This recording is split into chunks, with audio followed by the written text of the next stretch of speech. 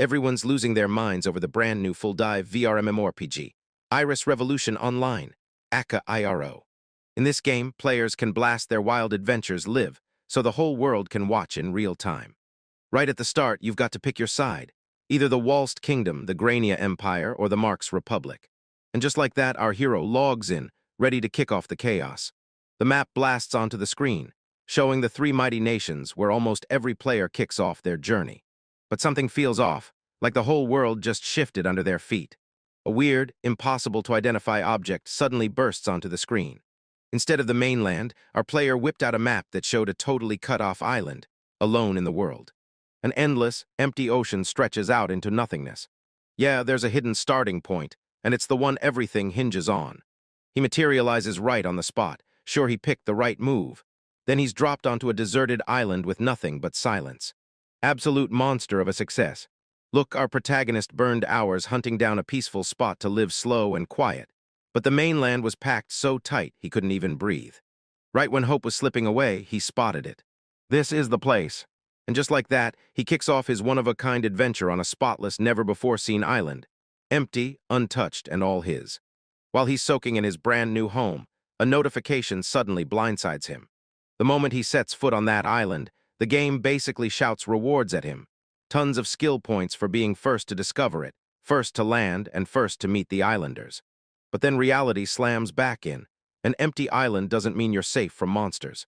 And his starter loadout is pure desperation. Just a flimsy dagger and some basic leather armor.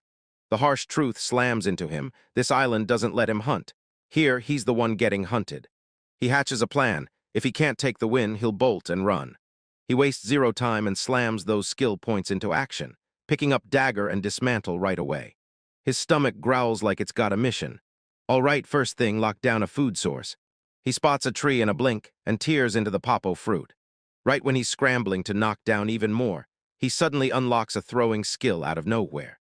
With his arms crammed full, he laughs and says it's starting to feel less like an adventure and more like a farming simulator. All right, get ready. Tonight we're diving into a full taste test. He snatches a bite right out of the moment. But right before he takes a bite, something moves in the grass. Boom! He spots a vikabit, a rabbit-type monster that drops meat when it shows up. His hunter instincts snap to life. He just learned the throwing skill, and now's the perfect moment to put it to the test. He flicks a fruit fly and it zips past. Miss. He swings again and yep, another miss. He wipes the sweat off his brow and realizes this is way tougher than it looks. So he locks in and focuses. He sucks in a deep breath, like he's about to jump straight into the storm, and slams a perfect direct hit. He still can't believe it. Somehow it actually worked. And boom, his very first kill jumps him up a level, and suddenly he's officially level 2. When you hit a new level, your points pile up, and he weighs a balanced build, then flips the script and dumps everything into luck. Once he locked in his stats, the night started creeping in fast. After locking in his first meal, the protagonist sets up a crackling campfire and starts cooking vikabit meat. He was freaking out, stuck on how he was even supposed to get it ready. With a mountain of skill points at his disposal, he just grabbed what he needed as he went. Woodworking to craft a skewer, stone masonry to build a stove, and even elemental magic to spark the fire. But the flavor. Brutal, hollow, and painfully bland. With the food handled for the moment, he set his sights on one thing next, finding shelter. He dives into the crafting menu and spots it. Turn woodworking and carpentry into a full-on log house. But to do that, you've got to haul logs, and to get logs, you'll need an axe and the logging skill. Another brutal chain of rules comes crashing down.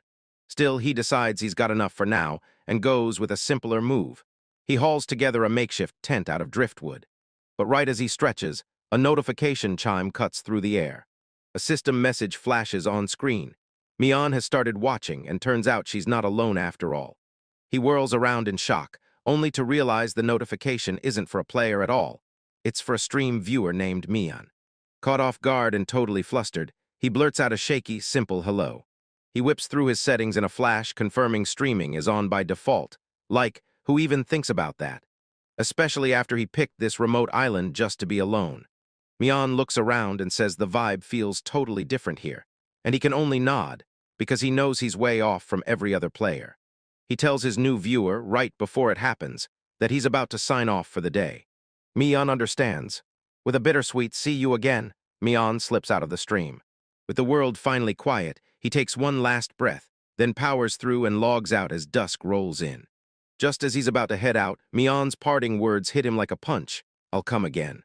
A tiny smile flickers across his face. Maybe this cut-off life won't feel lonely after all. Right before he logs out, one last thought hits him. Tomorrow, he's building a tent, then going to explore the whole island. With a snap, he rips off the VR headset and snaps back into the real world. He drops the gear down and calls it a night. His daily stream summary doesn't lie. Just one lonely visitor showed up, Mayan. The very next day at school, everything feels like it's about to explode. A classmate yanks him awake that morning, shoe in hand, and blurts out his name, then asks if he only pulled off his character creation last night. And it's his buddy Nato, watching Shu. Nato nails it instantly, guessing he pulled an all-nighter grinding the new game. Nato fires off his in-game name request, and Shu, still half asleep, deadpans Yuta, leaving his friend so lost he can't even process it. Shu finally cracks a real smile, blushing, "Just kidding," and then shrugs like it's the same old Shu all over again. Nato scoots in close and fires the million-dollar question, "So where do you start?" Shu stalls in place, struggling to find the right words to explain his hidden location. But Nato snaps it all together with an explosive realization, shouting, "Wait, seriously? You're the one who broadcast the world announcement about finding that uninhabited island." She couldn't believe it when his big discovery got broadcast to the whole server, and Nato instantly starts thinking about scrapping his own character and restarting just to score the same kind of bonus. Right when their gaming chat is getting good, a girl with glasses and a braid rolls up to their desks and cuts everything short. It's the class rep. She's here to knock some sense into him, reminding him he's still on duty and that he forgot to submit the class report. Pure panic sparks. Shu shoots upward, blabbering apologies nonstop, begging forgiveness for forgetting his duties. The class rep keeps her cool and calmly says, "I'm pretty sure I left the report notebook on the teacher's desk." He tears through the desk in pure panic, but it gives him absolutely nothing. The notebook's gone, no trace anywhere, and Nato just shrugs it off like, "Maybe someone else already grabbed it for me." Nato finally reveals his partner for duty, Izumo, a girl who's about to change everything. She finally clocks it. He barely ever talks to her, not even once.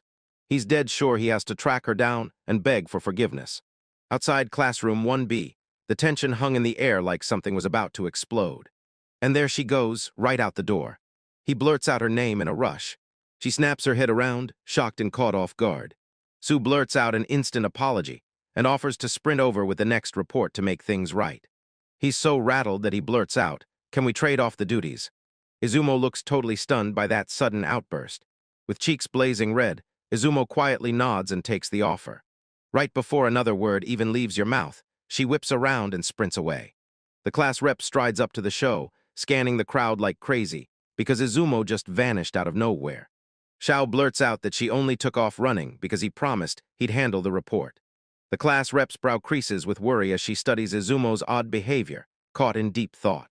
She says Izumo still hasn't truly found her footing in the class. "Shu, this is your shot," she says, and you can hear it. She's been hunting the right moment to talk to Izumo too, but it keeps slipping away. Still wiped out, Sho only lets out a weak, non-committal hum.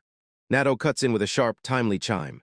He shrugs at the class rep and tells her moment will come, but she just exhales a heavy sigh, unimpressed by his carefree optimism. Once the school bell finally rings out, Shu's mind rockets straight back to his island adventure. The very next morning burst onto the scene. Shu's pounding as he raced toward school. On a packed morning train, shoulder to shoulder as the city roared around them. He lets out this huge yawn, and you can tell that all-nighter finally caught up and dragged him down. Right nearby, another student is glued to their phone, binge-watching an IRO streamer everyone's talking about. All anyone can think about is how insanely sleepy he is. He vows to hit the bed earlier, but right as he's about to settle in, a soft voice beside him yanks his thoughts away. He hesitates, totally baffled. He turns and bam, he's standing shoulder to shoulder with his partner, Izumo, who's getting painfully squeezed by the crowd. His eyes bulge open in shock. Then it clicks for him. Izumo's out here running the same train plan, and they think they're headed together. The packed car is already buzzing with tension, and another passenger is snapping because someone won't keep their distance. Shu blurts her name, and she jerks hard like she got shocked. He tries to play it nice, squeezes out a fake smile, and blurts, "Good morning." Izumo shot back the greeting with a shaky voice, looking utterly crushed and overwhelmed. Right then, the train jerked hard, like something out of control had grabbed it. They trip and struggle, fighting to stay upright as they skid forward. Shu quickly asks if she's okay, and she timidly nods without a word. But as the other passengers start griping, the dark air gets heavier, until shy Izumo curls in on herself, shrinking by the second. Tears shimmer in Izumo's eyes as she blurts out the reason. Then it hits, and the overwhelm crashes down on her. But when she gazes up at him, gratitude spills out of her in a soft, quiet thank you. He clocked her distress, shut his fist tight, and swore he'd be there for her any time the weight of the world started to crush her. Later that day at school, a sudden voice blares out demanding you show up. It's Nato, and he's pressing for answers. What clubs show plans to jump in? But Shu is fried from that all-nighter, mumbling like a man possessed about betrayal, and Izumo watches him with pure worry. Little did they know. While they trained, their counter lit up the rumor mill, and classmates started whispering that they'd been flirting on the way to school. Nato snaps him into a headlock on the spot, smugly taunting him about a romance club while Shu sputters. No way, I'm just here for the computer club. Right as the chaos is spiraling, the class rep swoops in with a bright smile and kicks off homeroom. Nato gets blindsided so hard he doesn't even see it coming. The class rep steps up and blasts the news. Club recruitment week is officially on, and you've got until Friday after school to sign up. When the announcement finally cuts off, Nato pivots toward them and presses, "So, have you picked a club yet?" Nato winks at everyone and declares he's joining the track and field club, because that's his perfect excuse to slack off. After school, Shu barrels straight for the computer club, like that's the one place he can't miss. He cracks the door open, grimacing at how tiny the room is, but his eyes light up when he spots the PCs, like maybe his dream of playing IRO here still has a shot. He lifts his hand, ready to slam a knock on the door. But before he can stop it, the door rockets open, and someone slams straight into him. She stared down at the stunned crowd, long dark hair falling as she asked, "So, are you here to join the club?" Totally caught off guard, the show can only choke out a stammering reply. Before he could even reply, she snatches his collar and blurts, "Wonderful, come on in." She yanks him inside with a proud grin and blurts, "Welcome to the computer club." But before she can finish, Sho's eyes get snared by the room's other occupant. It's Izumo, his quiet, shy classmate who barely ever speaks up. "Izumo-san?" He blurts, stunned out of his mind to find her standing right here. She whips her arm around him like he's the ultimate prize, and just like that, she's showing him off. "So tell me, what do you think about making him our first potential member?" Izumo's face lights up at once. "Shaokun, I know him." She somehow manages to swipe his student handbook and walks up like she owns the place. "Relax, we're in the same class. I'm Katori Suzuan from 2A. She holds out her hand, but her face twists with worry, like she's fighting something inside. "Look, I'm not sure I can join." Katori demands, "Why do the Shu gestures freak out over club fees?" And before he can even finish, she waves it off like, "Don't worry, it's totally no big deal." Katori tells them, "The school hands our club a budget, and on top of that, we rack up our own cash by running our activities. For example," she tells you, "I stay active as the virtual idol Magible." She was completely blown away. Magible, the wildly popular virtual idol game streamer, caught fire this past year and blew up bigger than anyone expected. Katori's playful grin drops the second she leans in close and swears him to total, no-word-spilled secrecy. With everything finally sorted, she stamps his membership as official and orders him to sit tight while she rushes off for some tea. Shu and Izumo slump awkwardly on the couch, while Katori slides drinks into their hands like it's a tense standoff. Suddenly, a calm voice cuts in, forget the little details. "Then it hits you, so you've got to wear ID, right?" They both straight up confirm it. The question popped out of a confident girl with a side braid, like she owned the place and the whole room knew it. The club leader pushes everyone to swap friend codes, and Chu is blown away when even the quiet Izumo pulls out his own account. They all slapped on their wear IDs and got ready. Right as the show's eyes light up, a system window slams into view. Boom. A friend request from the one and only Magible. Katori grins and promises she'll fire off a request to Izumo next. But she freezes, heart thumping as she wonders if her message never made it through. Shu hesitates, then finally blurts out her words. He tells his friend the exchange totally worked on his side, but then he spots something weird that doesn't add up. The moment he saw it, ice-cold fear slammed straight into his veins. On his friends list, a familiar name hits him. Mion is online right now.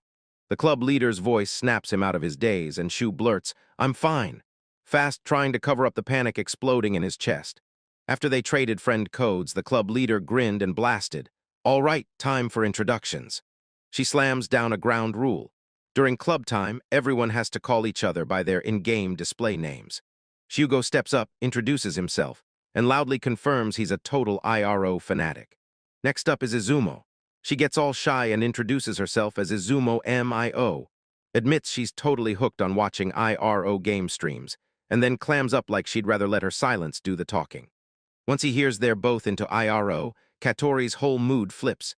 He rips into the show on the spot, grilling them hard about where he started and how he built his character. Got blindsided completely. Shu nervously starts to confess that his whole beginning was a little off the rails. A deserted island with not a soul in sight. Everyone else is frozen in shock, and Katori snaps the pieces together on the spot. Shu was the player behind that massive world announcement. Their excited chatter gets instantly snuffed out when Kumino-sensei, the club advisor, pops up out of nowhere and sends Katori stumbling back in pure shock. Shu stammers, blurts out, asking if she's their advisor. The club leader snaps into control, declaring it's time for the new recruits to dive headfirst into the club's big moment, virtual viewing. Shu snaps the lock shut, just like the instructions demanded. She tells them, we're ditching the real view and switching to the virtual one. Our HMDs do that. This mode sinks all 5 senses straight to the virtual world, plunging you into total, mind-blowing immersion. He snaps his eyes shut, and just like that, everything changed in an instant. The whole world flips on its head, bam. Everyone's suddenly stacked into their IRO avatar forms. Katori stands in her perfect, full glory, while Kumano-sensei, now wearing a sharp suit, looks completely thrown off by the whole sudden change. With a grand flourish, Magible finally steps up and officially welcomes the show in Izumo, then vows to prove, for real, what the computer club is all about. With a bright, upbeat pose, Magible beams and declares that her IRO stream is officially live. The club leader leans in and tells everyone they're here to watch Magible's ridiculously popular live stream. She froze in shock when she realized she'd racked up over 10,000 people watching, just to catch her take on an orc. Her chat explodes in praise as massive donations slam in non-stop from her devoted fan base. Izumo is so starstruck he can barely breathe, whispering how unreal it is to be surrounded by fans. Then she fires back, asking if the club's main activity is basically just helping Magible with her streams. The club leader makes it clear they can asterisk do it, but they don't have to, and Magible's streaming. That was a desperate, last-ditch gamble. They were seconds from losing the club for good, until Magible burst in, drained her streaming cash, and covered every last expense herself. Magible just grins and says, "That's why nobody's forced to help. If you really want to make a difference, you've got to try being a virtual idol yourself." Izumo's cheeks instantly flare. She blurts out that she's pretty terrible at games. Xiao replayed Mayan's message in his head. She swore she was just a viewer and begged him not to feel pressured. Magible suddenly blurts out that Shu should stream for them, and Shu's like, "Wait, what?" Because panic hits him hard and he's convinced she's trying to make him an idol. She insists she's only trying to watch his gameplay, and she presses him for whether he keeps an archive of his streams. He shoots Izumo a quick glance. She flashes him a glowing, encouraging smile that instantly lifts his spirit. With a surge of confidence, Sho yanks up his stream archive so the whole club can watch. The club leader and Katori stare in awe because it finally hits them. He's not acting, he's really surviving out there all by himself on that island. As they binge the VOD, a notification suddenly flashes across the screen, and the club leader jabs his finger at the name of his very first viewer. Izumo blurts it out of nowhere, "Oh, that's me," then admits she stumbled onto his stream by pure chance, and Katori nearly drops from the wild coincidence. The club leader's face tightens with worry, because with Sko marooned on his island, they can't even play the game together. The club leader points to their insane track record and tells her, "Show up, zoom out, and finally kick off your own activity." Shu awkwardly admits his gameplay is a snooze fest, just chasing down weak mobs for loot and picking up leaves the whole time. But the club leader suddenly gets a wild idea. She lights up and pitches a collab. Mion can jump in with live commentary for Shu's deserted island stream. As the rest of the show freezes at the proposal, Katori's eyes light up. She thinks it's an absolute brilliant idea. And boom, right after that, their very first joint streaming session kicked off. Back on the island, and the nightmare is calling again.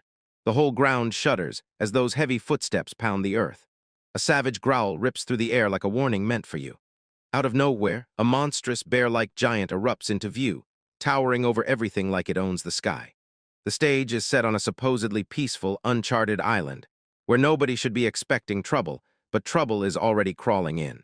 Right before the stream kicks off, Shu's head snaps back to that painfully awkward first time he met Izumo. He remembers her spotting him and shouting his name like it was a lifeline. But the club leader's voice in the virtual club room jerked him back to reality. She slams down the official command and kickstarts their practice run. A system alert flashes on the screen. Mion just started watching. From the sidelines, Katori and the club leader lean in, glued to the test stream playing on the monitor. The leader leans in and drops some crucial advice. Don't say anything that invites hate, and most importantly, don't choke yourself with the pressure to look flashy. Yeah, the club's big dreams had already left him in the dust. Everyone was brainstorming edited video ideas and commentary tracks like it was already happening. A plan crashes instantly when Sho has to choke out the brutal truth. He's got zero editing skills. Right when everything hits a snag, Mion's voice cuts through. She promises she'll handle all the editing herself. With that crisis handled, she can't wait and pushes them to kick off their practice stream right now. As the stream kicks off, Mion leans in and asks Shu, "So what's your goal for today?" Shu snaps his map into place, then heads down the eastern coast to snag all the woodworking materials he can. Mion nails the question, how does logging out even work on a deserted island? Then she explains that the sleep log out feature actually restores his MP, and that's the lifeline he needs to survive. And that's when she compares it to the city, where logging out without an in is basically asking to get robbed blind. It's all dressed up as an anti-inflation fix, but it makes me hit a brutal question. How much money does the show even have? And his answer, I'm totally broke. Mayana's jaw drops when she sees she started with 30,000 iris. Until the show reveals a deserted island, Start wipes your starting cash to zero. But he snaps back fast. He's got something way better than that, then dumps a massive pile of SB straight into a whole spread of skills. Mion is stunned he still has 31 SB left, and when they ask what he needs next, his mind races to a fishing skill. Mion cracks a comment about how his idea, using earthworms for bait, totally screams "to boy." And in the same breath, the show announces he's sprinting off toward the cliffs. He bursts out of the forest, unveiling a jaw-dropping vista of the sparkling ocean, glittering like a million stars. Mion is totally swept away, staring in awe as the breathtaking scenery unfolds in front of her. She can't believe he actually tracked down a place like that. Then she blurts, "Were you aiming for a deserted island from the start?" She admits that, sure, he'd been hoping for this moment, but it still took him a solid 4 or 5 hours of relentless searching to track it down. His hardcore dedication hits, and the room just goes weirdly quiet. Sho immediately panics that he's pushed too hard. But right when things finally get going, their conversation gets abruptly snatched away. A sudden snap from the woods makes everyone whip around in an instant. He's locked eyes on that thick, shadowy forest, and the question hits him, what the heck could possibly be hiding in there? Mayan blurted, "What's wrong?" But Shu had already moved. He dumped his SB on the spot to activate presence detection instantly. He leans in and tells her, "I'm gonna go check out that sound." And just like that, he wastes no time.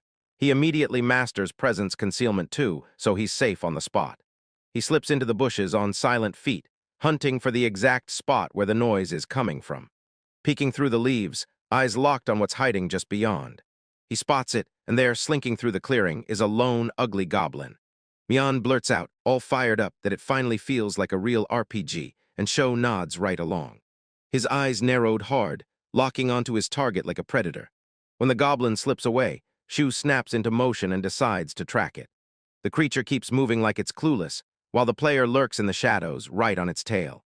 Right as his gut feeling warned him. That lone goblin wasn't lone at all.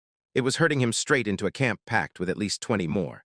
Mayan asks for permission to take them, but Su shakes his head. He knows one person can't pull this off, so he calls for a retreat right now. He slips back into the shadows, vanishing like he never existed. Far from the danger, Mihin loudly pats himself on the back for his smart choice, and Shu blurts out with a shaky laugh, "Man, that was way too close." Then Mion can't help it. He gets curious and asks why this guy was so dead set on going solo in the first place. Shu admits he only wanted one thing, peace and quiet all to himself. He admits that when other people are around, his focus slips fast. This spikes Mayan's anxiety. She worries her commentary is a total nuisance, until Shu drops the panic and frantically swears it's absolutely not. He grins warmly, confessing that he'd planned to dive into the game solo at first, before everything changed. He's genuinely soaking it in, cracking jokes, talking nonstop, and having a blast with her. Mion lets out a huge breath, like a weight finally drops off her shoulders. Back in the real world, Katori and the club leader absolutely roast Izumo over that adorable exchange. No mercy, just teasing. And just like that, their rehearsal stream hits the final curtain. Xiao yanks off his headset, and the club leader shoots a warm welcome as if he's been waiting the whole time. The computer club girl snaps everyone back to reality. Everything shuts down at 6 p.m., so it's time to get out of there and head home. The club leader nods and tells everyone to hustle, clear this place fast so they can all bolt out the door. They slam the club room shut and lock it down. As they head home, Sho grills Katori about her usual streaming schedule. She lays out her normal routine, but Izumo cuts in, confessing that since IRO just dropped, she's been itching to play it all week. Izumo's brain totally flatlines from the teasing. Suddenly, a dark aura rolls in, and Kumano-sensei snaps, telling Katori to stop being a bad influence on the new students with her non-stop streaming schedule. Shu and Izumo are totally frozen with fear. Shu even vows in his head to never, ever cross their advisor. Katori, totally unbothered, grins and tells everyone she's gotta get ready for her own stream. Then she bolts off like it's showtime. Shu and Kumano-sensei get left in the dust, their bodies drained by the brutal punch of Katori's energy. Then the advisor slams an important rule on the table. If you're under 18, you're only allowed on live broadcasts, up until 10 p.m.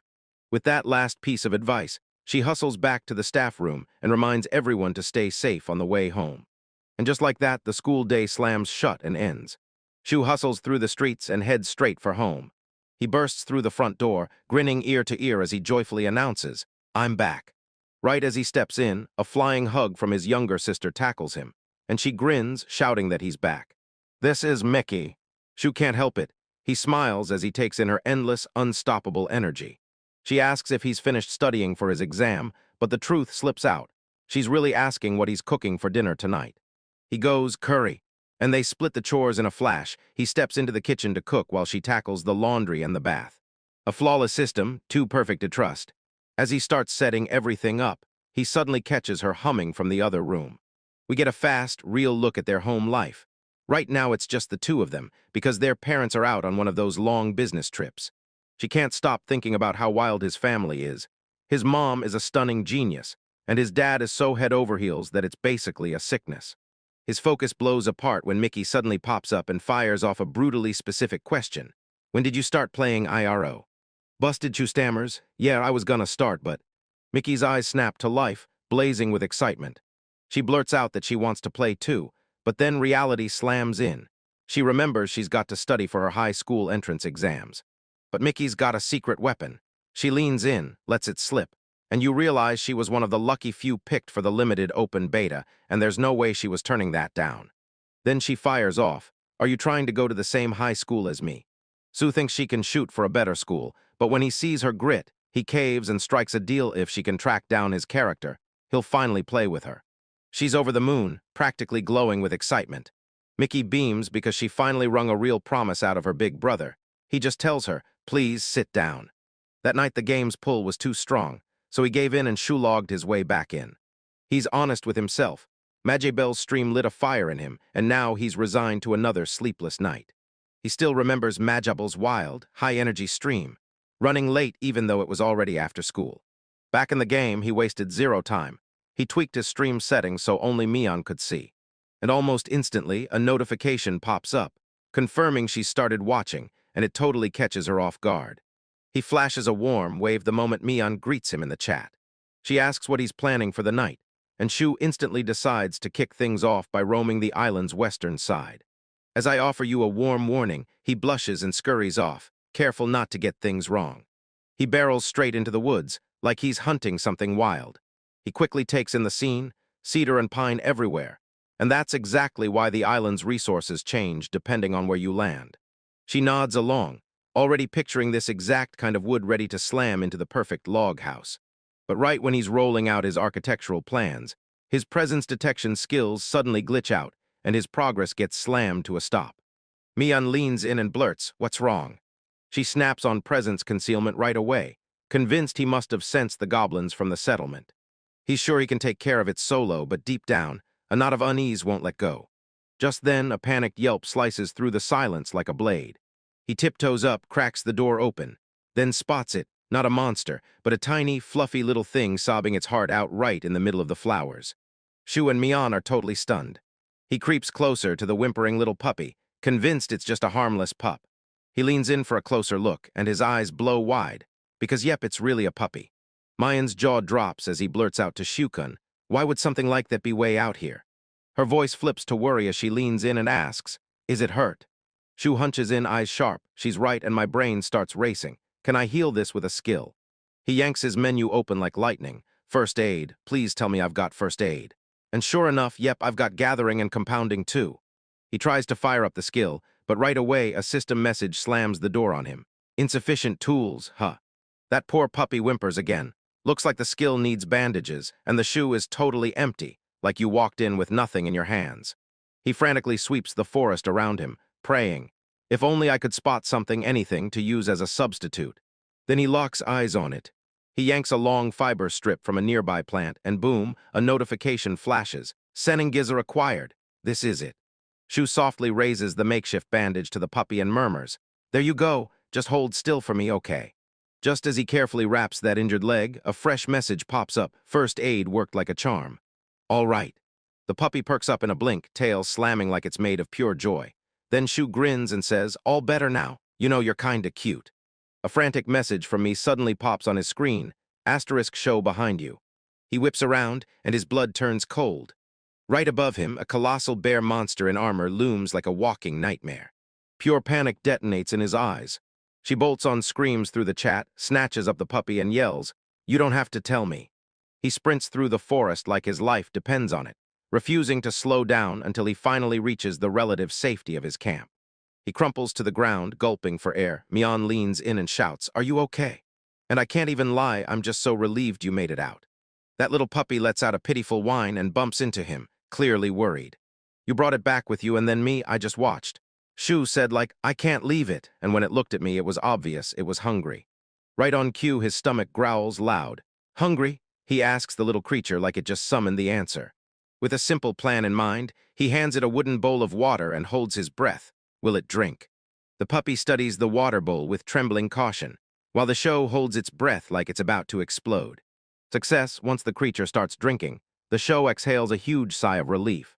Mian's chat suddenly pops up, and I'm over the moon. It's actually replying for you. This is insane. It feels like I actually have a pet now. Shu beams, "You want some meat too?" He hands the puppy a chunk of Vikabit meat, but it's way too huge for that tiny mouth, so Mian tells you to slice it up first. All right, Shu's like, "Guess I've got to learn cooking, then just mince it." Just a second later, he hands over a perfectly prepared bite. "Here, try this." The puppy cautiously licks the food off his palm, like it's testing whether he's safe. Then with zero hesitation, they happily gobble it up, so loud that Sho blurts, "It's eating." Overwhelmed with gratitude, the little creature scoots in and snuggles up to him. So adorable it literally makes my head spin. The tiny ones are the best, right? Mian's chat suddenly pings, "Do you like puppies?" Shu grins in his head. Yeah, he loves them, but he knows he can't have one in real life. He's beaming because the little guy latched onto him so fast. Right when Mian sees the puppy finish its meal, he blurts out that something's off, because a strange mark starts forming above its head. He stares, then there it is, a strange symbol drifting in plain sight, and his mind races like, "What is this?" While Mian leans in and bets it's a sign of their brand new friendship. Then bam, a system notification explodes on screen, basically begging him to grab the taming skill, and mind just loses it, totally mind blown. He frantically taps open his skill menu, praying he can figure out what the SB cost might be. Mayan spots the prompt, slams the forms, boom, it costs 9 SB. 9 points. Shu freezes, staring like it's too huge to spend because compared to his other 1-point skills, this is a massive investment. Then he drops his gaze downward. With those eyes staring up at him, the choice is sealed right there. "There's no way I can't get it now," he growls, yanking the puppy into a tight hug like it's destiny. He spends the points and a system message flashes, "Taming complete." The game wastes zero time. Right away, it demands he name his brand new companion. Mayan gets completely blindsided by the Shu panic, then suddenly pops up in the chat with a suggestion that flips everything. When she types "Loopy shoes pop with lights," boom, the face lights up too. It's ridiculously cute. And just like that, a fresh system alert blasts onto the screen, asterisk achievement unlocked. Pioneer of Taming. He just scored 10 whole skill points back. Mayan can't believe how effortlessly he's stacking up achievements, and the show practically beams with pride beside him. It's all because of Loopy, and he's basically handing his brand new partner the spotlight and all the credit. Overcome by pure cuteness, Shu blasts the happy pup with non-stop affection, like a shoe-sized rainstorm of love. Fresh and ready, he snaps back to reality and dives straight into work on the island. His next move, build traps straight up. He knows if those goblins level up too far, they'll crush him, so he starts setting everything up before it's too late. He dives into the skill tree and spots something wild. Trap isn't one skill at all, it's a three-part combo: creation, setting, and discovery. Mion shouts that grabbing all three will be a massive SB sync hit, but the show fires back. He literally just cashed in that 10 SB refund. He decides, all right, let's grab all of them, and he's ready to test every single one right away. With fresh skills at his fingertips, Sho and Loopy plunge into the southeastern jungle. Suddenly, Loopy starts growling like crazy, sensing something lurking in the bushes. Before anyone even has time to react, Loopy rockets into action and wipes out a Vikabit all by itself. He's absolutely glowing with pride over that clever little pup. He tears the monster apart and snags some Vikabit hide. Oh, this is it. He can turn it into leather cords for his brand new traps. And with these cords in his hands, his preparations finally kick into full gear. Mion fires off a question: what kind of trap is he building? And Shu smirks, saying a simple snare trap will be the perfect one to start with. He snatches up some thick, rugged branches, and a system notification pops up, basically saying, "You're cleared, now craft it." He spots the perfect tree and unleashes his brand new skill to see if it really works. Loopy leans her head, eyes locked on the moment with pure curiosity. Shu fires off a quick warning to his new partner: stay away from that tree or they'll get caught by accident. He carefully threads the leather cord into place, and just like that, his first trap snaps into place. Mion scans the area and wonders if any rabbit monsters are lurking nearby, and Shu's like, yeah, I'm sure they're out there, and probably a bunch of other creatures too. For now, all he can do is sit tight and wait. Then when he logs in again, he'll check the trap for sure, and Mion is already buzzing, ready to see what it did. With the trap set, the show has one last thought racing in his head. He's determined to craft a flying disc for Loopy. Loopy lets out a happy bark and barrels into Sue with an affectionate hug, like pure joy has paws. Mion gushes about how happy he is, while Sho quietly wonders if that little puppy even understands a word he's saying. Even though Mayan wants to keep binging, the show clocks that it's getting late in the real world and drags him to log out for the night. Back in reality, Izumo drops a bold idea for their new project. She wants to splice their rehearsal footage into a killer prologue video for their channel. Shu's flustered to the max, but he's grinning like crazy as he blurts out, I swear this is an amazing idea. Izumo couldn't wait to dive into the edits, and as the show promised big things, their collaboration kicked off for real, ready to pull out all the stops. Izumo arrives at work and slaps a name on their new series, ***, The Miracle of Ero ***. The very next day, at the computer club, her finished video bursts onto a tablet screen. All the club members lock in, spellbound by the massive opening that blares the shocking news. The only player has been found on a totally uncharted island. Katori is left speechless, completely blown away by the insanely professional level of editing. Right as the video ends with that subscribe nudge, Seo stands there speechless. Like, how did Izumo pull off something this huge in just one night? Izumo whirls back to the crew, nerves on full blast, and blurts out, so, what do you think? Suddenly, a hand clamps down on her shoulder. Katori erupts in praise, blaring, Mion, this is incredible, and shouting that this channel is about to blow up big time. The club leader whips around to the blushing show, and he blurts out that the video absolutely blew past every single expectation she had. Sho fires off heartfelt praise, telling Izumo he was completely hooked from the very first second to the very last. Relief crashes over Izumo as she leans in and whispers, I'm so glad. His simple, honest compliment hits her right in the heart, and she can't help but blush with pure joy. Then the club leader leans in, asking his advisor for her take, and Kumano-sensei pauses just long enough to thoughtfully judge the video. Kumano-sensei leans in with sharp, professional feedback. Sure, the debut video runs long, but the way it packs information. That's a brutal benchmark she just set for every future upload. Shu nods with a sharp realization. His slow grind in-game won't ever guarantee the big, jaw-dropping discoveries that keep coming. But the advisor grins and tells them to jump on the slow life vibe for their own upload schedule too, so every single viewer ends up having a great time. Shu can't help it, He's blown away as Izumo quietly sinks into the feedback, writing notes like his life depends on it. Izumo doesn't fold. Determination surges through him. Katori and the club leader stare at their wild new starting point and instantly start weighing every headache that could hit when they try to run a channel from it. Time's slipping away fast, so the club leader dials in a decision. They'll trim the video a little and post it today, no matter what. She tells Izumo to take care of the final edits, and the moment Izumo hears it, he snaps to attention and agrees right away.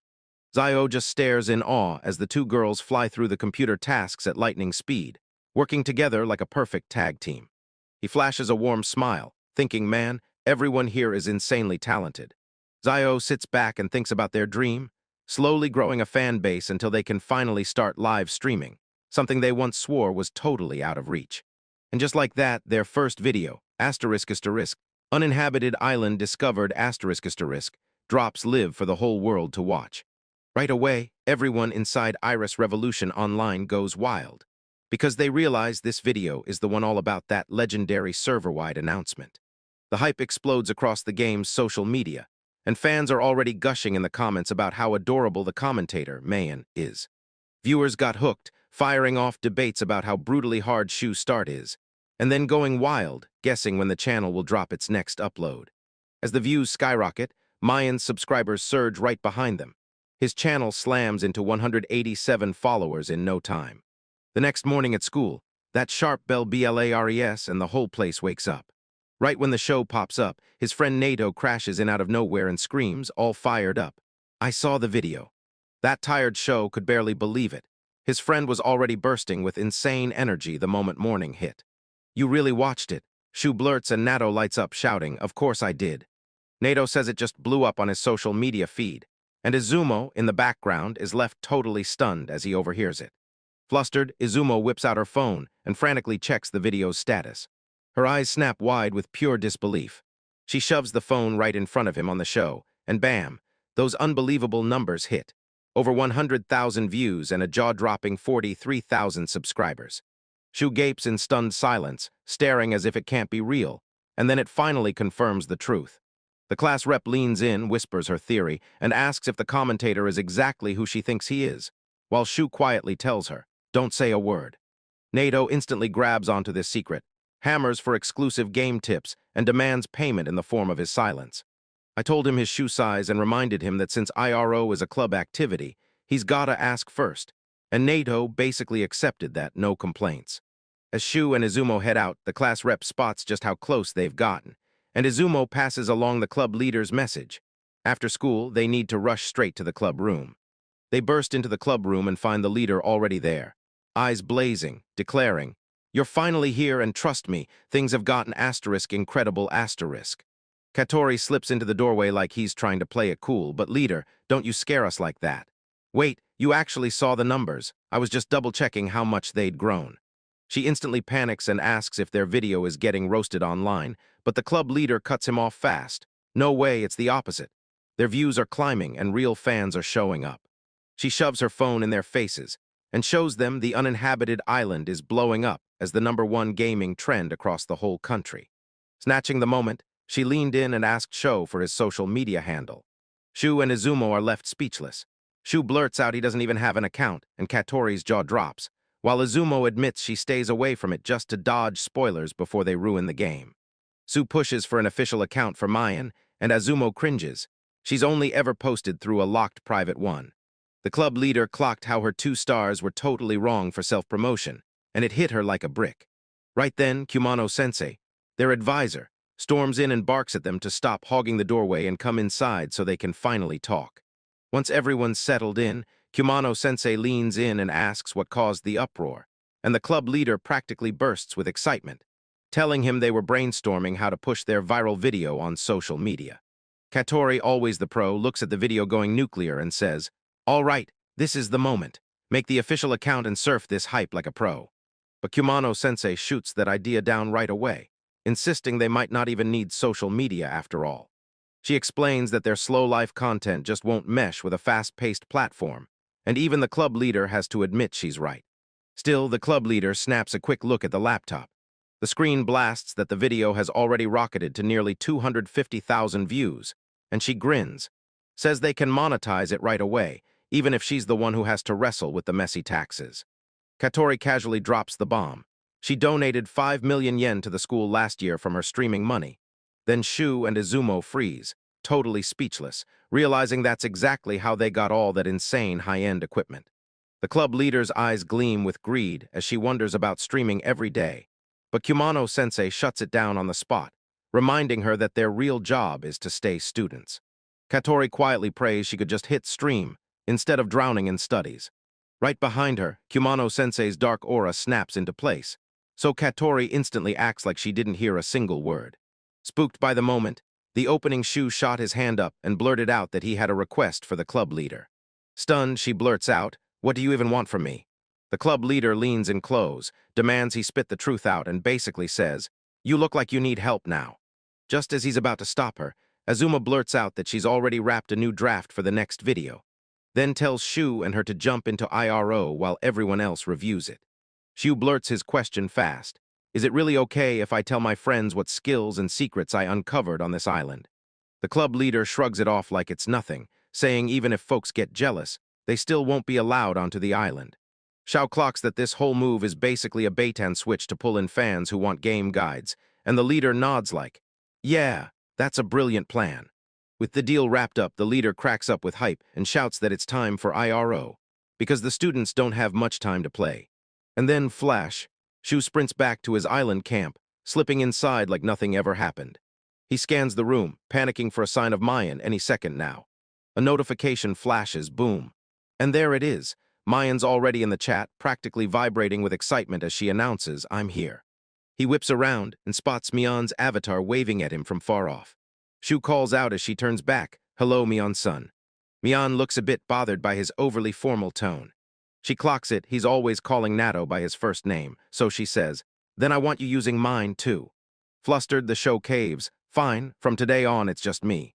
He can't shake that sudden request, and the second he thinks about dropping the honorifics, pure awkwardness hits him in the chest.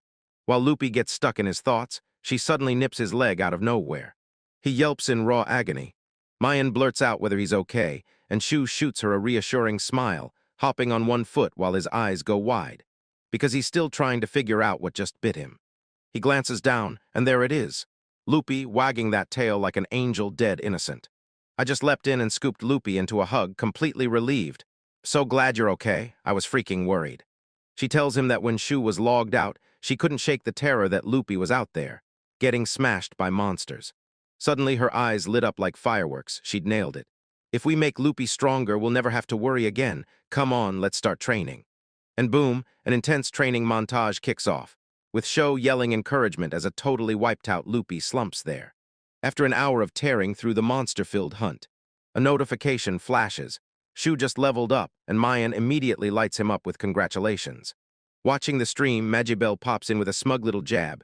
"Your progress is crawling, huh? I'm already level 7. Shu shrugs off the jab and barrels straight into his stats again, feeding them with every last new point he's got. Mion spots that he's still sitting on a ton of skill points, and Sho jumps in, explaining the achievement bonus basically handed him a huge cushion. "Are we done for today?" Mayan blurts out, but she shakes her head and he shakes his back. "Nope, there's one more thing." Mayan's eyes flare with sudden understanding. "Wait, so you're saying you've got to go check on it, right?" "All right, enough talk. Time to sprint back to the trap site." And dangling upside down, their prize is a snarling, hissing lizard-like monster. Mion's cheering from the sidelines. WHOA, it actually worked. Shao tightens his grip on the dagger. "All right, it's showtime. Time to tear this thing apart." But the creature suddenly erupts in wild, desperate thrashing inside the snare. The screen jolts back, shocked by how ferocious it is. Whoa, this thing is straight-up violent. Loopy's eyes narrowed like a blade. That little puppy erupts with a surprisingly fierce growl, staring down the massive monster like it's fearless enough to intimidate it.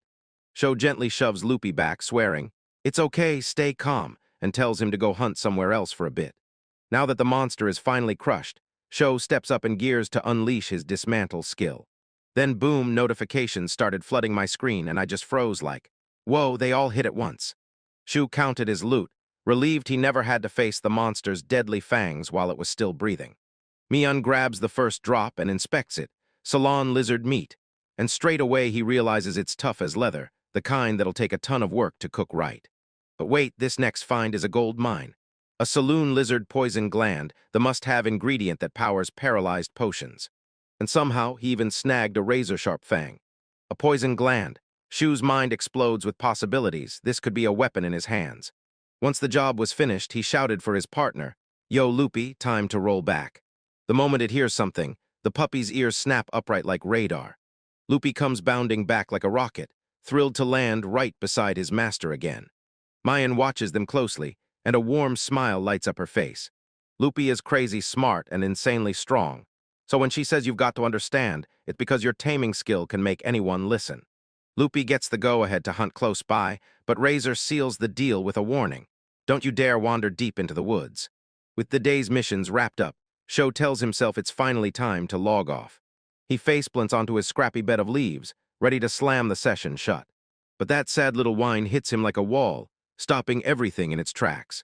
Loopy tilts her head up, her eyes burning with loneliness, and Shu snaps. What's wrong? Are you lonely? When he sees his companions fall into distress, Shu can't stop himself. Come here, you goofy thing, he murmurs with a warm smile, then leans in and promises, sleep with me and you'll never feel lonely again. That little puppy's eyes lit up like tiny stars, overflowing with pure, unstoppable joy. Loopy rockets into his arms, grinning ear to ear with pure, unstoppable joy. With one last squeeze and a hug, Shu promises he'll be back soon, then clocks out for the night. Back in the real world, the show finally rests. No more hiding, no more waiting. The very next day, he plops down with his sister and digs into a meal together. Then Mickey snaps the silence, brother. She shoves her phone right into his face, blasting the viral clip of his IRO character. Isn't this you? She demands, eyes locked on him. In the cramped tent, the siblings freeze and lock eyes like the air itself just turned into a battlefield. Shu keeps it cool and tells her to silence her phone at the dinner table, but Mickey explodes, refusing to stop, yelling that she'll keep going until he finally confesses. He tries to ignore her, smugly thinking this remote starting point is exactly the escape he needed, until Mickey won't drop it and calls him a heartless jerk. Finally, Shu gives in. He turns to her and says, "So you watched the video, what did you think?" Mickey immediately starts ripping into his gameplay, calling out how he left the Goblin camp unfinished, then turns to her like, "Now tell me you're dying to see what happens next." There's no way you could take her on. She scoffs, says she'd win 1 on 20, and then the Goblins hit back with special variants. Her inner gamer gremlin bursts to life as she lights up. Recalling the Goblin subjugation quest, she watched Magible senpai stream. Eating calm in the middle of it all flips the whole game on them. So tell me, how would you beat them? He even slips up and calls her big brother, making it crystal clear he respects her big time, especially her superior gaming know-how. That's all the fuel Mickey needs. She barrels right into his space and snaps, "I've got a plan." She leans in to hiss out her grand master plan, but Shu just deadpans. No questions, no warning, and nobody asked. But as he listens, a small smile creeps onto his face. And yeah, he can't deny it. For all her cheeky attitude, his sister really did think this through. Mickey barrels on, but the show slices her off mid-sentence. I'm listening, I'm listening." She blurts, while her food sits there getting colder by the second. Now that the plan's locked in, the only thing left is action. Get ready to log in. Shu logs in and bam, materializes right in front of Mion. She's caught off guard. "Shukun, good evening." Her eyes blow wide open in pure shock. He's already cooking up a fresh trap, yet he greets her with a bright smile. "Mion, good evening." Mion instantly spots his handiwork, so it's a trap, right? Shu grins and says, "Yep, a beauty, picked it out myself just the way it should be." With everything finally set and ready, Shu pops to his feet, pumped for a fight. "Now that you're here, let's charge those goblins, Loopy." Loopy barked like a live wire, yapping with pure excitement. As they step out, Mion cracks to her viewers. The main event starts in 5 minutes. And even with barely any notice, their channel is exploding. 400 people are already packed in, practically bouncing in their seats, waiting for the goblin hunt to kick off. The ultimate countdown kicks off. Now everything hangs on the next moment. Mayan took a deep, trembling breath. With a radiant grin, she hits live, and then, like a spark in the dark, she calls out, "Good evening, everyone. I'm your game mystery hunter, Mayan." Meanwhile, Sho and Loopy sat tight and waited, eyes locked on the pop-up screen as her introduction blared out. He can't ignore it. She's trembling with nerves. But Mayan quickly steadies herself, a wave of relief crashing over her, because the chat is absolutely packed with positive vibes. The first huge question hits. How on earth did you find this player? And Mayan instantly freezes. She shrugs it off as pure coincidence. She was just scrolling through fresh streams when she spotted Shu's one-of-a-kind hair color, and that's what sparked her comment. The chat pushes again, asking her which other streamers she's got on her watch list. Flustered, she blurts out that she's obsessed with the one and only Magible, and the chat immediately erupts in loud agreement. Mian spots the chat going wild and smirks, teasing them that she's got a happy surprise waiting for them today. And bam, Magible, the one and only, crashes the stream as a surprise guest, and the chat detonates into pure chaos. Magible congratulates Mayan on her debut, and the two click instantly, sending the viewers into pure joy. Katori cuts through the real-world talk, tells everyone she's only here to back someone up, then snaps right back to the island's big showdown. The stream snaps back to Sho and Loopy, and they lay out a formal welcome for Mian and their surprise guest, Magible. Magible demands the plan for the day, and Sho snaps back that he's on a mission, to wipe every last goblin in the eastern forest clean out. Mayan reels in shock and demands, "Am I really going alone?" But Sho just smirks and declares he's fully ready for whatever hits him. She begs him to stay sharp and safe, and he swears he'll pull back the moment danger starts to spiral. With that show of confidence, the Loopy sneak creeps toward the target, right into a clearing packed with a small gang of goblins. He slips into the camp and studies every corner, starting his secret reconnaissance. He snaps into assessment mode. They're plain as day, 3 goblins stand watch, and the 4th one is parked right by the crackling fire in the middle of camp. Shu figures the rest of the horde is even deeper in the cave, just waiting to be found. All right, the moment has arrived. He fires up his presence concealment skill. Once his footsteps go totally silent, they won't have a clue where he is. He kicks things off by throwing a rock at one of the lookouts, right on cue to spark a full distraction. That's a bullseye right on the mark. Mayan was cheering from the sidelines. Nice throw. And you could practically feel that result coming from all that training with Loopy. She wraps the proud puppy in a huge hug, joy blazing because their practice finally hit the mark, while Magible watches from the sidelines with a warm smile. Back at the camp, the goblin stumbles around, dazed and lost. Just as another goblin creeps in to sniff out what happened, Shu tightens up and readies his next move. With the guards thrown off, Shu slips in the next move, draw them out. A cocky smirk spreading across his face. He flicks another rock, and wham! It smashes the second goblin right in the face. Now that the goblin's locked onto him, he and Loopy bolt, right into the getaway of a lifetime. He flashes the signal, "All right, let's go, Loopy." He steps in on purpose and snaps a twig under his boot. Then he snaps at Loopy to slow down and drop back. He flicks his eyes over his shoulder in a hurry. Like clockwork, the whole goblin patrol spills out of the cave, furious, snarling, and itching to throw down. From their spot in the stands, Mian leans in and spills Shu's plan to Magible. He's baiting them, pushing them right up to the edge so they just barely can keep up. Magible is absolutely stunned, blurting out that it was the perfect kiting maneuver. Shu and Loopy led them just far enough, then slipped behind a huge rock and flipped presence concealment on. The goblins screeched to a stop, utterly stunned and completely lost. They scratched their heads, baffled by where their prey disappeared, while Shu smugly grins from his hiding spot. But right when they're about to throw in the towel, a wild rustle from the bushes next to them snaps their focus instantly. Something's definitely crawling around in there, and it's not taking its time. Out of nowhere, a raging horde of Saloni lizards explodes from the foliage, hissing, screaming, and charging like they own the place. They sprang the trap and immediately swarmed the unsuspecting goblin patrol, until every last one of them got caught in it. Mian tells them Shu used those lizards he caught earlier as a decoy, then she snaps to Magible. "All right, tell me, what's the play from here?" Magible studies the mess, then decides they need to be wiped out, right now, before any of them can slip back to their cave. Mayan nods and says letting them fall back into their cave is the real nightmare. But Shu's already mapped out his next move. The goblins snap their heads toward the trees. Something's rustling and they heard it. Shu snaps into place, right where he's needed. He yanks the hidden tripwire tight, setting a trap before anyone even notices. He slams his foot on the trigger and springs the trap. A goblin gets caught out of nowhere, straight by the ankle. It got violently ripped right off its feet, and launches through the air, while the entire patrol gets yanked into a massive net trap. Yes, it's working. Mjon and Magible go wide-eyed as the impact hits. Mjon roars with excitement, while Magible praises the genius move that lets them win clean without ever throwing a punch. Sho can't help but beam, replaying the moment his sister was so solid and fearless when she laid out this exact plan. A plan she obsessed over for ages, mostly her. Back in the game, he even gets a skill-up pop for his trap skill, and it feels like everything's finally going his way. But his victory party gets wrecked when Loopy suddenly growls. She's picking up danger out of nowhere. Before the show even gets a chance to react, two projectiles tear out of the trees and come screaming straight at it. He's utterly defenseless. There's nothing he can do. In a blink, Loopy's loyal companion lunges in front of him and takes the hit. The impact hits like a wrecking ball, and the show's tumbling crew slams straight into the ground. Mion shrieks in terror, trapped inside her avatar's point of view. On stream, Magible clocks the damage in seconds. Loopy's still got HP, and there's still no follow-up attack coming. Shu's first move is pure instinct. He snaps to his partner and yells, "Loopy, tell me you're not hurt."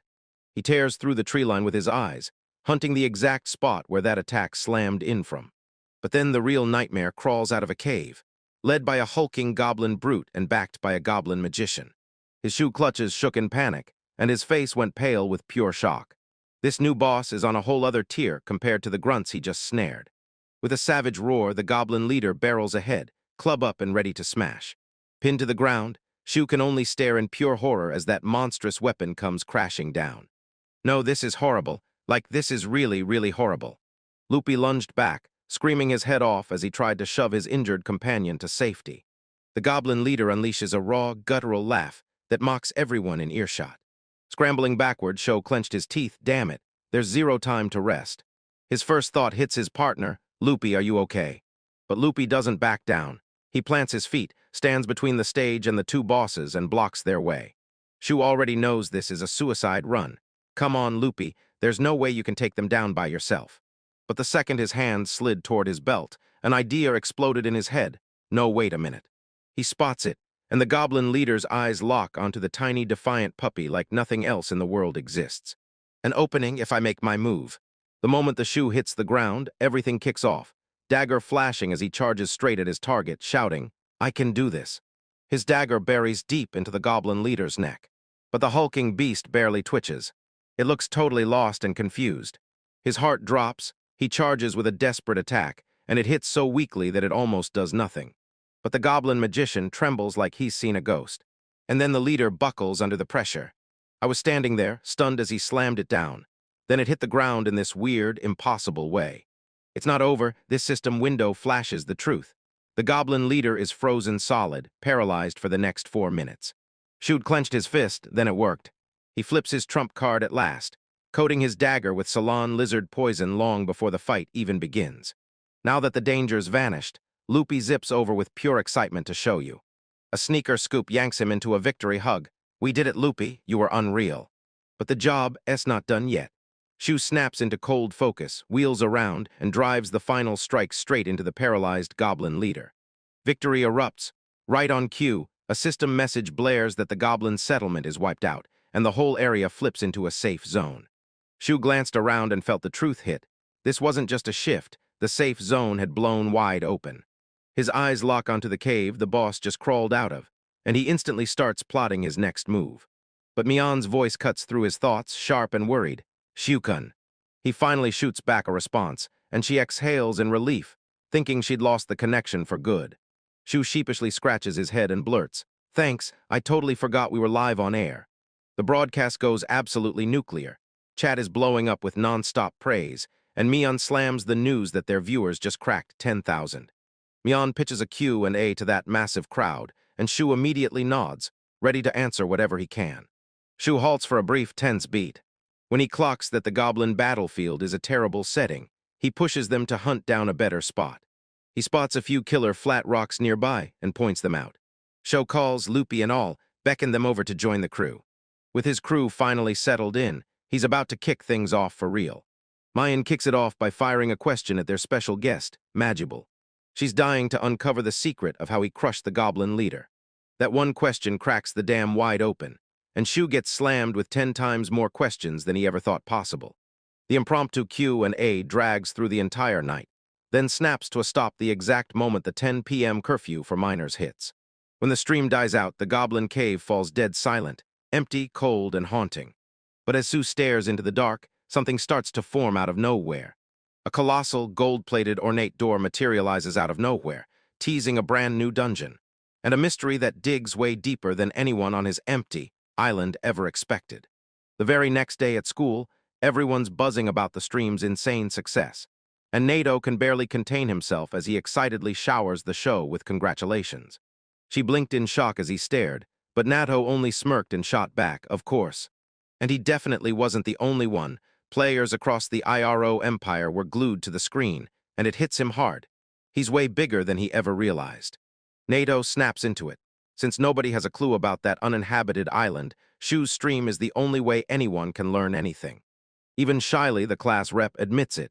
She watched the game first, then confessed it looked so damn interesting she had to check it out herself. But Nato, razor-smart, clicks it together and fires back, asking who the commentators are, Magible and Izumo. The class rep utterly short-circuits, snatches the mic and blurts out, "Izumo was threatened by you." Then cannonballs straight into the wildest conclusion imaginable. Shu rushes in, blurts that it's just a club thing, and tells the class rep to stop scaring Izumo. With cheeks burning, Izumo blushes and gratefully thanks the class rep for looking out for her. The class rep spills that Izumo first admitted she was terrified, then somehow ended up loving every second on that insanely popular stream. As Shu swells with pride and puffs out her chest, she turns to ask, "So why are you the one acting all smug about it?" Nato just clocked how insanely enviable that is. Meanwhile, across the IRO world, the top-tier players are sniffing out ugly whispers. Civil war is brewing inside the empire, and everyone can feel it coming. Back in the classroom, Nato starts needling the class rep, then realizes she's not playing around. She's actually locked in and going for it. When she admits she's not used to hanging out with strangers, Nato shoots back that Shu can just teach her, and another classmate quips that it's wild how close they've gotten.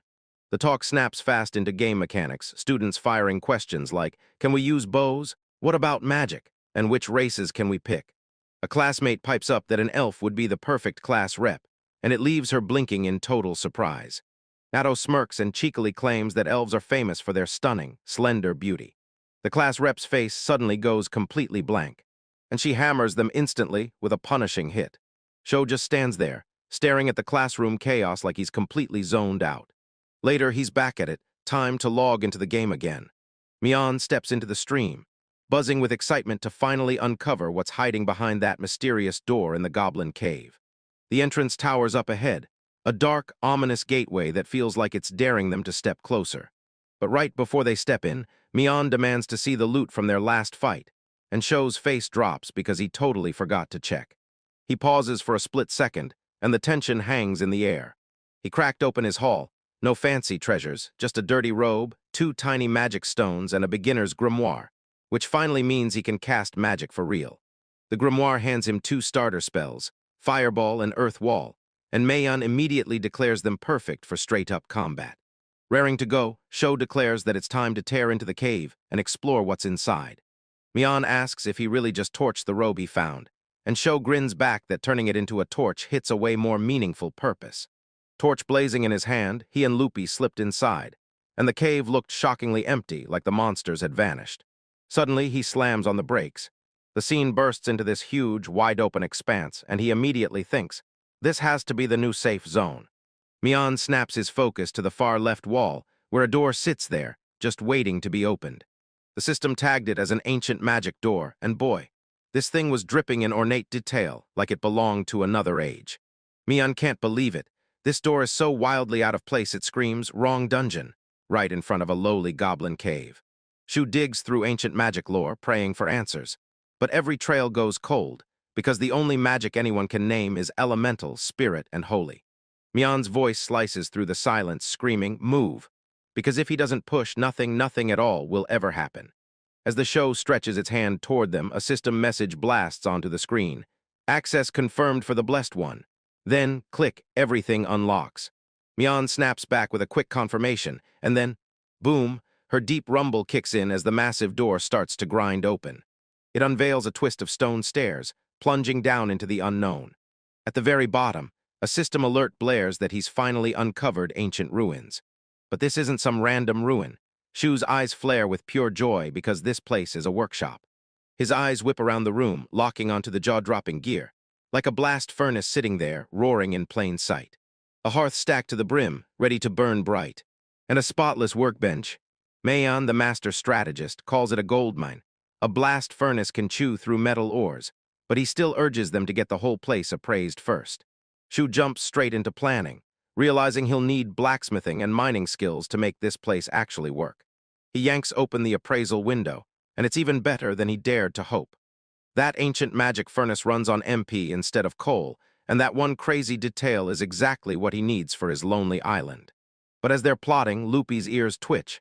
Then she suddenly perks up like she just sensed something in the air. "What is it, boy?" Something over by the hearth. In the back of the room, they stumble on a dusty wooden box. Inside were every starter tool he'd need to forge his future. Hammer in hand, chisel ready, and all the basics lined up to kick off the work. But when he starts inspecting them, something feels off. These aren't brand new at all, they're clearly used. So yeah, this wasn't some fake set at all. It was a real blacksmith's forge, and he just couldn't help but think it. And it hits him, one thought clicks into place, like a lock finally snapping shut. "Wait, what about that other door we saw?" He blurts, and then his eyes snap to the workshop. Could it be connected? Me and I confirm it, and yeah, his hunch hits right. "All right, ready to open it?" Shu asks, and the system flashes the green light again, confirming he's still the blessed one. He barges through the door and reveals a pitch-black tunnel. Like I already knew, it's a passage. The road ahead is carved rough and rougher, and it vanishes into the dark haze. I can't help thinking, how far does this get us?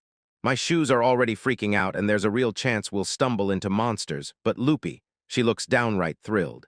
The tiny pup abruptly rockets ahead, totally blindsiding everyone watching in the blink of an eye. As he sees his companion charge in without fear, Show's courage surges like fire in his chest. Being Loopy with me just feels oddly comforting. Together, they plunge down a winding path that stretches on and on. At the tunnel's end, strange spots gleamed in the dark, and then staircases. And down at the very bottom of the stairs, another ornate door waits, matched perfectly to the one that led to the workshop. She runs her fingers over the surface, and there's no handle, he notices. It has to open from the other side, or I need to flip a flag first. If that door leads to a dead end for now, then I've got no choice. I'm ditching it and taking the other path. He charges forward, straight ahead. The tunnel bursts open, and suddenly you're staring into a massive, jaw-dropping cavern. And she was completely stunned. No words could escape her. The whole floor shimmers in a dreamy, otherworldly glow. Whoa, just breathe, because it's absolutely beautiful. He drops into a crouch to get a better look, and he squints like, "Wait, is this moss or something?" A quick look and boom, its true identity clicks. Luminous moss, the special plant that drinks up MP and lights up on its own. Is that all it's good for? He blurts, no cooking, no medicine, nothing.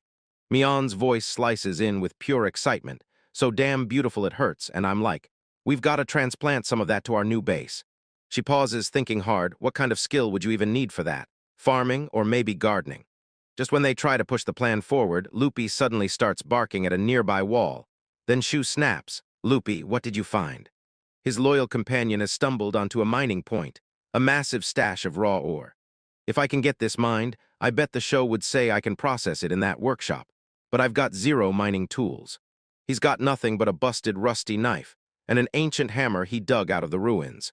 He carefully keeps Loopy from getting too close. "Because it's risky, so don't come near, okay? I'm going to try anyway." He wedges the knife in like a crude chisel, then hammers it down with everything he's got. It works. He yanks off a chunk of iron ore, eyes blazing with pure excitement. "I got it." Mion's voice slices through the air. That looks brutal. Shu nods like, "Then make a pickaxe next." Boom, that's the next mission, and I'm thinking, yeah, I'll even haul my base into this cave. He pauses to scratch Loopy's head, and a warm grin lights up his face. Yeah, I'm officially starting to love it here. But the second he scans the ancient cavern, seriousness hits his face like a sudden wave. I should be the only one on this island, he thinks. Then he spots this workshop, and it screams that someone else was here before him. The mystery starts clawing at the edges. So how is the game already crawling with players who should have never existed? For now, he shuts out everything else and locks in on the present. I'll hunt the other areas later. Back in the real world, the show logs out and stretches in the club room, talk about a wake-up call. I'm beat. We smashed through a ton of progress today, and Izumo just nods like, good work. Then Shokun, yeah, that's the energy. Suddenly, the door blasts open with a violent slam. Katori stormed in, snapping a document up in the air. Club leader, where were you? I've got a proposal ready to submit. But the club leader only smirks, so you pitch a proposal. That's hilarious, because I've got an idea that drags you two right into it too, and it'll become our next official club activity. With a blazing spark in her eyes, she declares it loud and proud. We're forming a guild. Shu and Izumo are left utterly speechless, like the world just hit pause. The moment the news hits, the entire room goes dead silent. A guild. Katori, the pro streamer, hops right in, no questions asked. And honestly, I'd be rolling with a team anyway. The club leader breaks it down.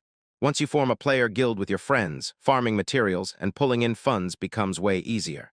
But Izumo shoots a huge question. Okay, seriously, how do we make one for real?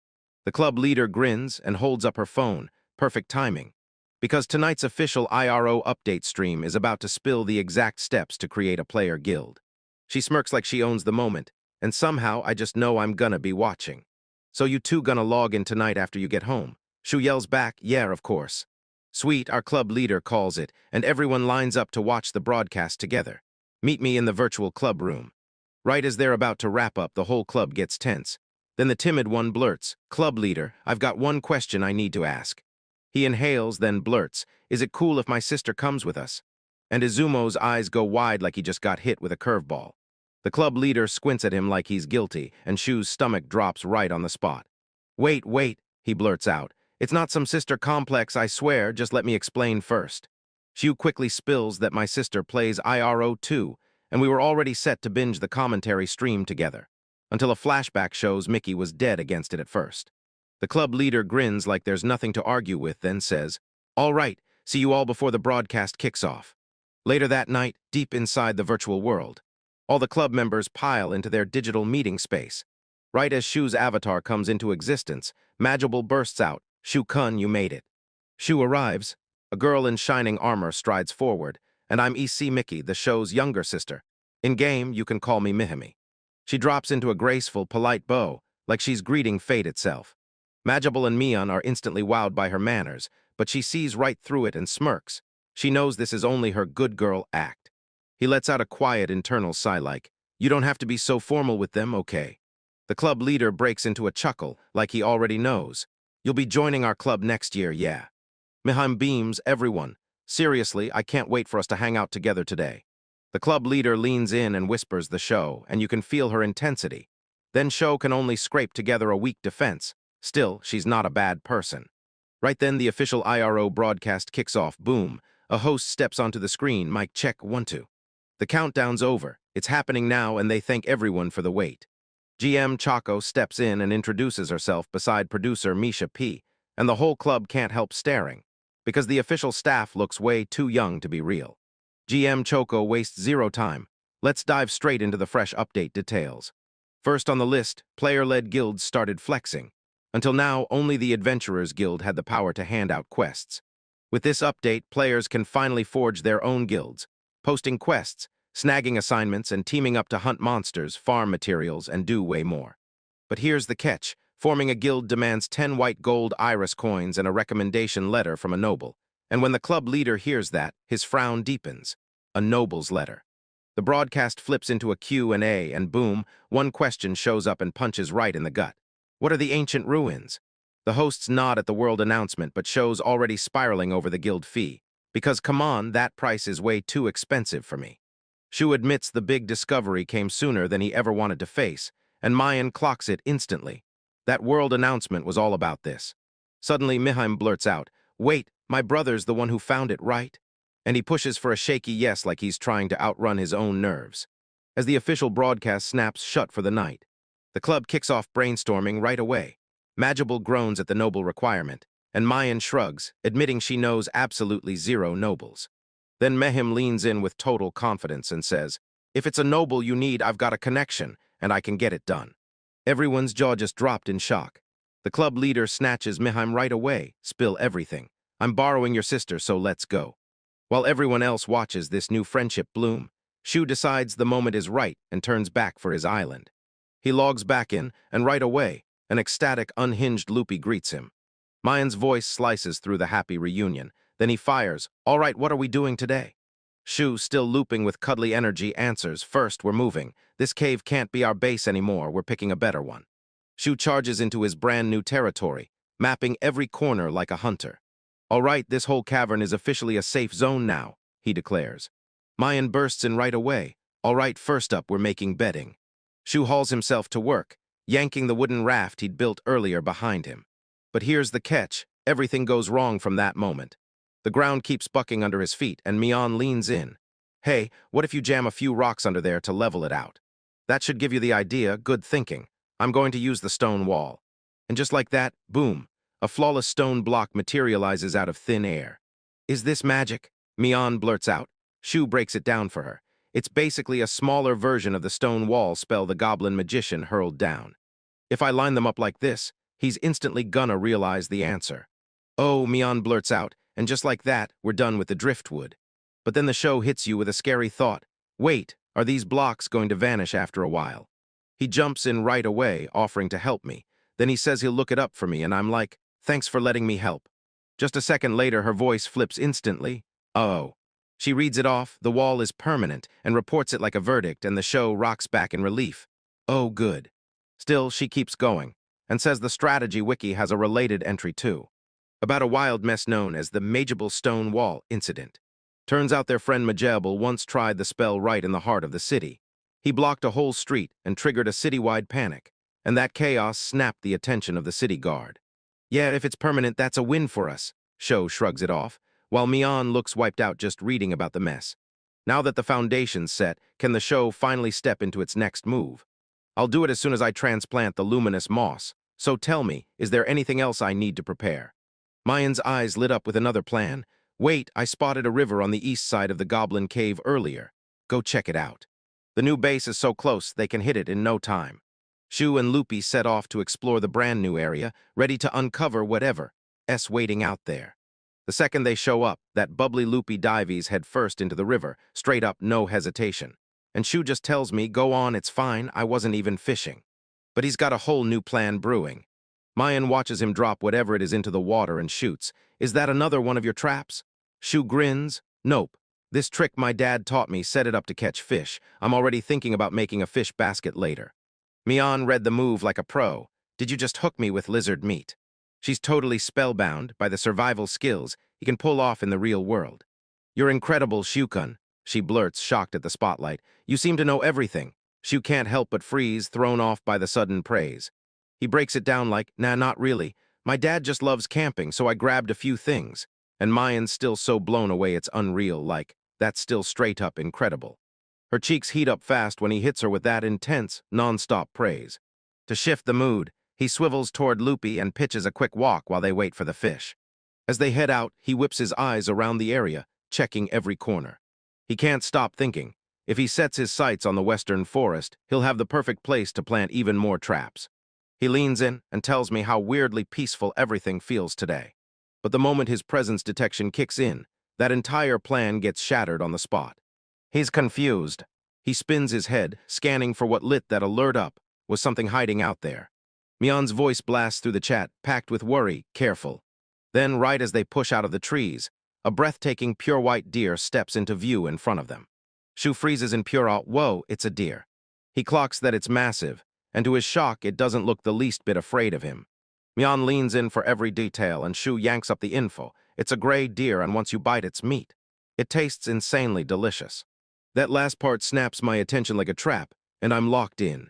With me throwing silent hype into the air, the show snaps into full beast mode. All right, let's go hunt it. But his sudden shout snaps the creature to attention. And just like that, it's gone in the blink of an eye.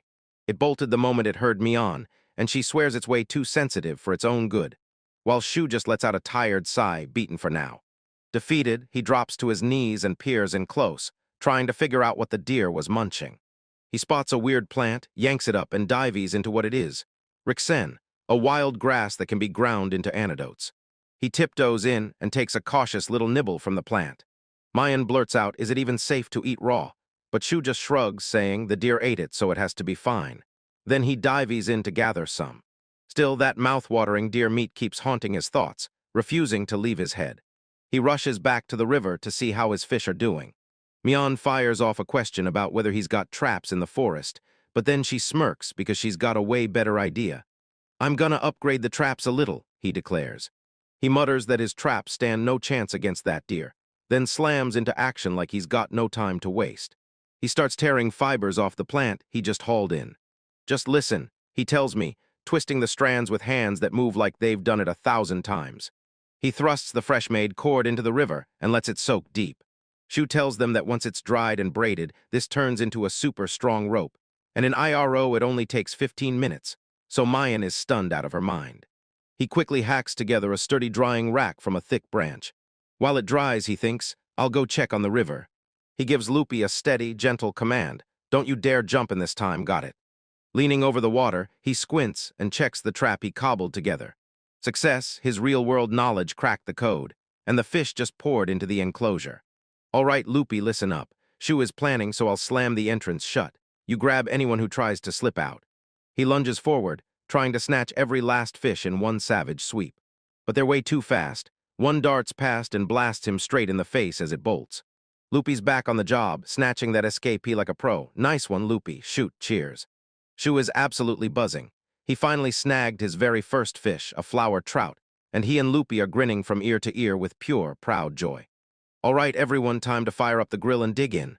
She shouts, and Loopy just stares back, grinning with pure, unhinged excitement. He spears the trout, lifts it over the crackling fire, and grills it to perfection. Before you can blink, it's cooked to a flawless golden-brown masterpiece. Loopy is fizzing with excitement, bouncing on the edge of control, but Shu gently stops him. Whoa, hang on, I'll cool it down for you. He leans in, blows on the fish like it's steaming up something precious. All right, Loopy, it's finished. Now come on, let's dig in. They both rip off a massive, satisfying bite like they've been starving for it. Damn, this is good, the Shu thinks. Give me just a little seasoning and it'll be absolute perfection. Then Mayan's voice snaps, and out of nowhere, reading the world announcement, ancient ruins have been found. She pauses like, seriously, did someone beat us to exploring them? She says she'll go check the info boards.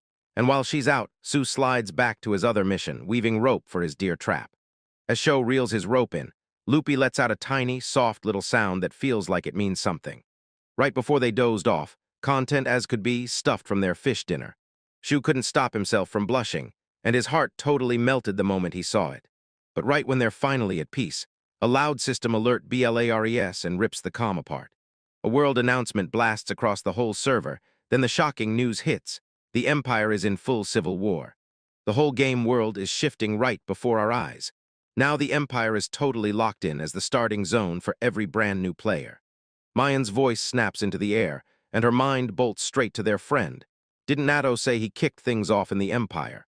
She tells me she's already on it, and she'll dig through the official forums for every last detail. The forums are total bedlam. Players dart around, hunting for any scrap of info, while others try to bolt out of the brand new conflict zone. So when he hears all of it, he snaps his rope paws in place, one thought slamming into his head. NATO, is he gonna be okay? While Shu frets over his friend, his troubles suddenly come crashing down on him from out of nowhere. He snaps back to reality, and panic slams into him as the first drops of rain start pelting down. His fresh rope, the very thing that'll help him catch that gray deer, is still stretched out, hanging there to dry. We've got to find shelter, he screams, then bolts into a mad dash through the Loopy. They barrel back toward the entrance of the ancient ruins. He's hunkered in safety, but the rain has drenched him completely. Then he exhales and it hits him. That soaking came out of nowhere. From the mouth of the cave, he gapes out as the storm tears the world apart. The rain won't back off. It's hammering harder by the minute. Mian's voice snaps in out of nowhere. Shu, is water getting in? And Shu spins around to find a tiny stream already gushing into their brand new base. He thinks on his feet, slams his hand into the ground, and unleashes the earth wall. He wipes his brow and lets out a shaky sigh of relief. But as he stares at the storm rolling in, trouble hits him like a punch. Fire's off limits, and he can't even cook. Stuck in there with a bunch of crazed Loopy folks, he plops down and can't stop thinking. Okay, what am I even supposed to do now? But then, a system alert blasts onto his screen. He's unlocked a home, snagged +1 SB, and now he can set this place as his my home. Staring at the rough wall he just built, he blurts out, "A home, really? You call this a residence?" Mian jumps in, and suddenly this game hurls curveballs at him, like, "Yep, keep going," because he remembers these sudden announcements always come with a help text. Just like that, he spots a tiny prompt he totally missed, taps it, and the details spill out. He taps it, and the full description pops up. Acquired residence is the reward the blessed receive when they finally land a place to live. So yeah, since he's the blessed one, even this junky shelter somehow counts as a real home. He realizes the system has officially tagged the space his earth wall shields as a legitimate living area. The system text spells it out. My home is a residence owned by the Blessed One. Mion snaps to the truth in an instant. This is a respawn point, and if he paces it out, he can pinpoint the exact edges. Got it, she grins, pushes up to her feet, and strides off to explore. He's stunned when he realizes the whole cavern has been claimed as his new home. He and Loopy push deeper into the area, hunting for the perfect spot while the My Home prompt trails right behind them. The moment he steps into the workshop, the prompt disappears, gone like it never existed. Mayan pieces it together fast. The residents don't include the ruins themselves. She leans in and insists, "Said it now, no harm in that." Just as she says it, the prompt slams back into view. He slams his finger down and taps, "Yes." The system snaps in and says his My Home is locked in. Then it hits him with a jaw-dropping twist. Now he can make a founding declaration. Mayan's eyes snap wide as she reads the message over his shoulder. "Will you found a nation?" She was totally, utterly lost. No map, no clue, just panic closing in. He blurted out that he could found his own nation, and then the words caught in his throat, because he finally realized just how massive this whole change was. He hesitates, and the whole thing sounds like it'll slam him with a brutal headache. He instantly understands what's coming. Worldwide announcement blares, his location gets exposed, and his quiet island gets slammed with players and NPCs the moment it all hits. I'm panicking, yelling, "Absolutely not, no one else gets here." And then I demand we move fast, and he agrees, quick as a spark. That easy, slow-life dream is about to get crushed, because this place is the only shot he's got to wipe the slate clean and start from zero. Mion's mind is already in overdrive, scrambling to figure out their next move before it all slips away. She snaps the conversation sideways and blurts, "Hey, by the way, is the club leader online in IRO right now?" Yeah, that's exactly what happens. Katori's already locked in, live streaming as Magible, while Mion decides to hold their massive discovery tight for the next club meeting. With the Empire tearing itself apart, and his brand new base suddenly enormous, he stared down his to-do list and felt it spiral into something he could never finish. Still, something about this screams wrong. Mion blurts out that he's finally grasping the real punch behind his discoveries, and it totally throws Shu off. The very next day at school, Shu finally gets the full NATO scoop on the Civil War, and the details hit like a gut punch. The Grania Empire's emperor is gone, no heir named, and now the whole nation erupts into a brutal succession war. To handle the tidal wave of refugees and displaced players, the neighboring kingdom and republic just dropped an emergency world quest, *** expansion of the living sphere ***. Later on, Izumo drifts through the school halls, swallowed by deep thought. She snaps a chilling connection. This world quest could be tied straight to the founding declaration, option that only Sho has access to. When Shu finally barges into the club room, he freezes, because the club leader is already waiting there, ready to greet him. She leans in and teases him for still not being logged into IRO, when he's usually the first one there, all set and ready to go. Shu stammered through it like, yeah, a ton of stuff happened, and he just couldn't even pick where to start. The club leader lets them know her own talk about future career paths, dragged on way too long. She steps straight into Katori's space and rips into her, calling out how she's trying to sell games like they're a real future dream. She tells Katori, "If you bomb even one midterm subject, you're getting shoved into remedial classes, and kiss goodbye your playtime." Shu can't shake the thought. Does games even stand a chance as a dream for the computer club's leader? Katori tries to shrug it off and slide back to IRO, but Shu cuts in fast, claiming he's got something huge to report. He shoved his phone at the club leader, and the screen blazed with that founding declaration prompt that had popped up in his cavern base. The club leader is completely stunned, no words at all. She lunges in and yanks the phone right out of his hand. She watches in tense silence as she freezes in place, eyes locked on the screen, utterly stunned. Katori barrels over to the club leader, breathless, asking if she's okay, but the leader can only stammer that she's somehow fine. Izumo starts snapping the pieces together, remembers that chat about the living sphere world quest getting bigger, and can't stop wondering, does Sho's secret power tie into it? The club leader finally finds her voice and snaps out the truth. Top fighters in the kingdom can't even do this. "So tell me," she demands, stunned to her core, "can you really declare a nation's birth with your own hands?" Katori groans as the reality hits. Trying to found a nation right now would turn into one massive headache. Then the club leader fires a question. "Do you know what's going on in the kingdom right now?" But Sho and Izumo just stare back, completely clueless. She tells him the kingdom's drowning in refugees, and every guild is buried under non-stop requests to build brand new towns for them. "Is your party handling those requests?" she asks, and with a confident grin, the club leader says, "Yep, my crew's taking care of the southeastern area." Izumo's eyes bulge. "What do you mean the world just announced the ancient ruins? We discovered them ourselves while we were exploring the southeast." The club leader pivots like a pro, grabs the mic, and demands a progress update from Izumo on their next video. While Izumo, all flustered, blurts out that it's already ready for review. And just like that, the whole club flips their focus right back to their channel. The club leader slams the papers down and demands more details, asking Sue if there's anything besides that founding declaration. Then Sue tries to dodge the question by blurting that he saw a gray deer sprinting full speed. A rapid flash of memory hits him like lightning. Katori points out that gray deer are even in the kingdom, and Shu realizes fast.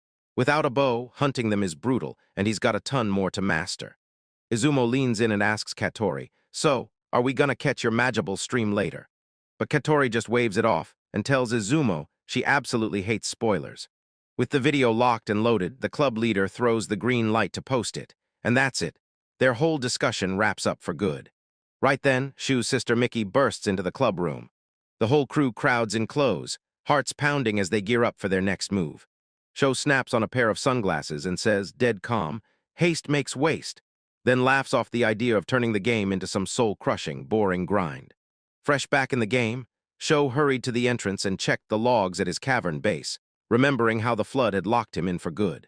He leans out the door and exhales in relief. The storm's gone, and the sun is blazing again. Loopy, stuck right there with him, bursts out with an excited bark like he can't believe it's finally happening. Now that the danger has finally gone, the show's first thought is pure, unstoppable hunger, food. He throws food to his loyal companion without hesitation. Then he double-checks his stash, making sure he's got everything he needs. He checks his food supply and realizes the rabbit meat is almost gone. He quickly checks in with Mion, making sure he's got roughly an hour left before their club activities wrap up for the day. With the clock ticking, he decides they'll split up, because every second counts. He assigns the ever-reliable Loopy to track down some Vicabits and bring back more food. Meanwhile, Shu steels himself and pushes deeper into the cavern, first scouting the miners, then finally stepping up to process one himself. He dreams that once he can forge iron ingots, he'll finally craft a real pickaxe, and who knows, maybe one day he'll build his own log house too. With his goals locked in, he thrusts the mission to Loopy. Go hunt down those Vicabits, then sprint back to the cavern. Loopy's wild, excited bark hits the perfect note, like it's answering everything in the loudest, happiest way. With a goofy little hop, the pup rockets into the woods like it's chasing a secret. Shu flicks his hand like it's nothing, and a soft smile lights up his face as he waves him off. Then it's his shot to clock in and hit the grind. After a while, he finally whittled down a solid mountain of ore. But then it hits him fast. Mining with just a knife and a tiny hammer is brutal grind, and now a real pickaxe is all he can think about. Out of nowhere, something yanks on his clothes like it's pulling him into danger. Loopy's already back, and just by the look on him, his hunt was a total win. Not just one, 2 Vicabits. Sho praises his insane partner like he's trying to blow the roof off with how amazing they are. He drowns Loopy in affection, then can't help but wonder how he ever scored a companion this incredible. Mion's sharp voice snapped him out of his trance, reminding him about the ore he'd just mined. He barrels back to the workshop and drops the ore straight into the ancient magic furnace.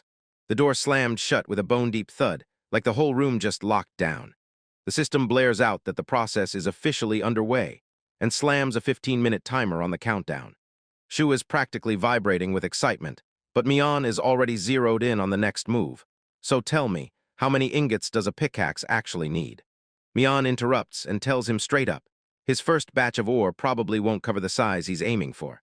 He glances at the timer, 15 minutes before the ingots show up, and only 35 minutes of club time left, so they've got just a tiny window to strike. Loopy's itching to jump into another mission, and Mion tells them to use the downtime and go fishing.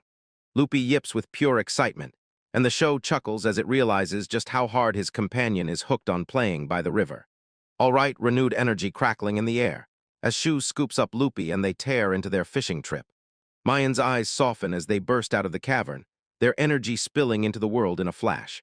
She thinks Sho and Loopy are basically brothers, but the second they reach the riverbank, Sho's stomach drops. Those floodwaters have wiped out every last fish. Right then, a system notification suddenly blared, jolting him, because somehow he'd completely forgotten to check his messages. Mayan can't help but wonder if it's a secret message from the game operators. She froze in shock when the sender popped up as Magible, and that subject line was so insistent it practically demanded attention. She's pushing him to take the role of an external director for the guild. Shu and Mayan are totally baffled. What on earth is an external director? Back in the real world, Katori's losing it, full-blown panic, as she demands answers from the club leader right now. Right then, Sho and his sister Mickey burst into the clubroom, ready to grab the answers themselves.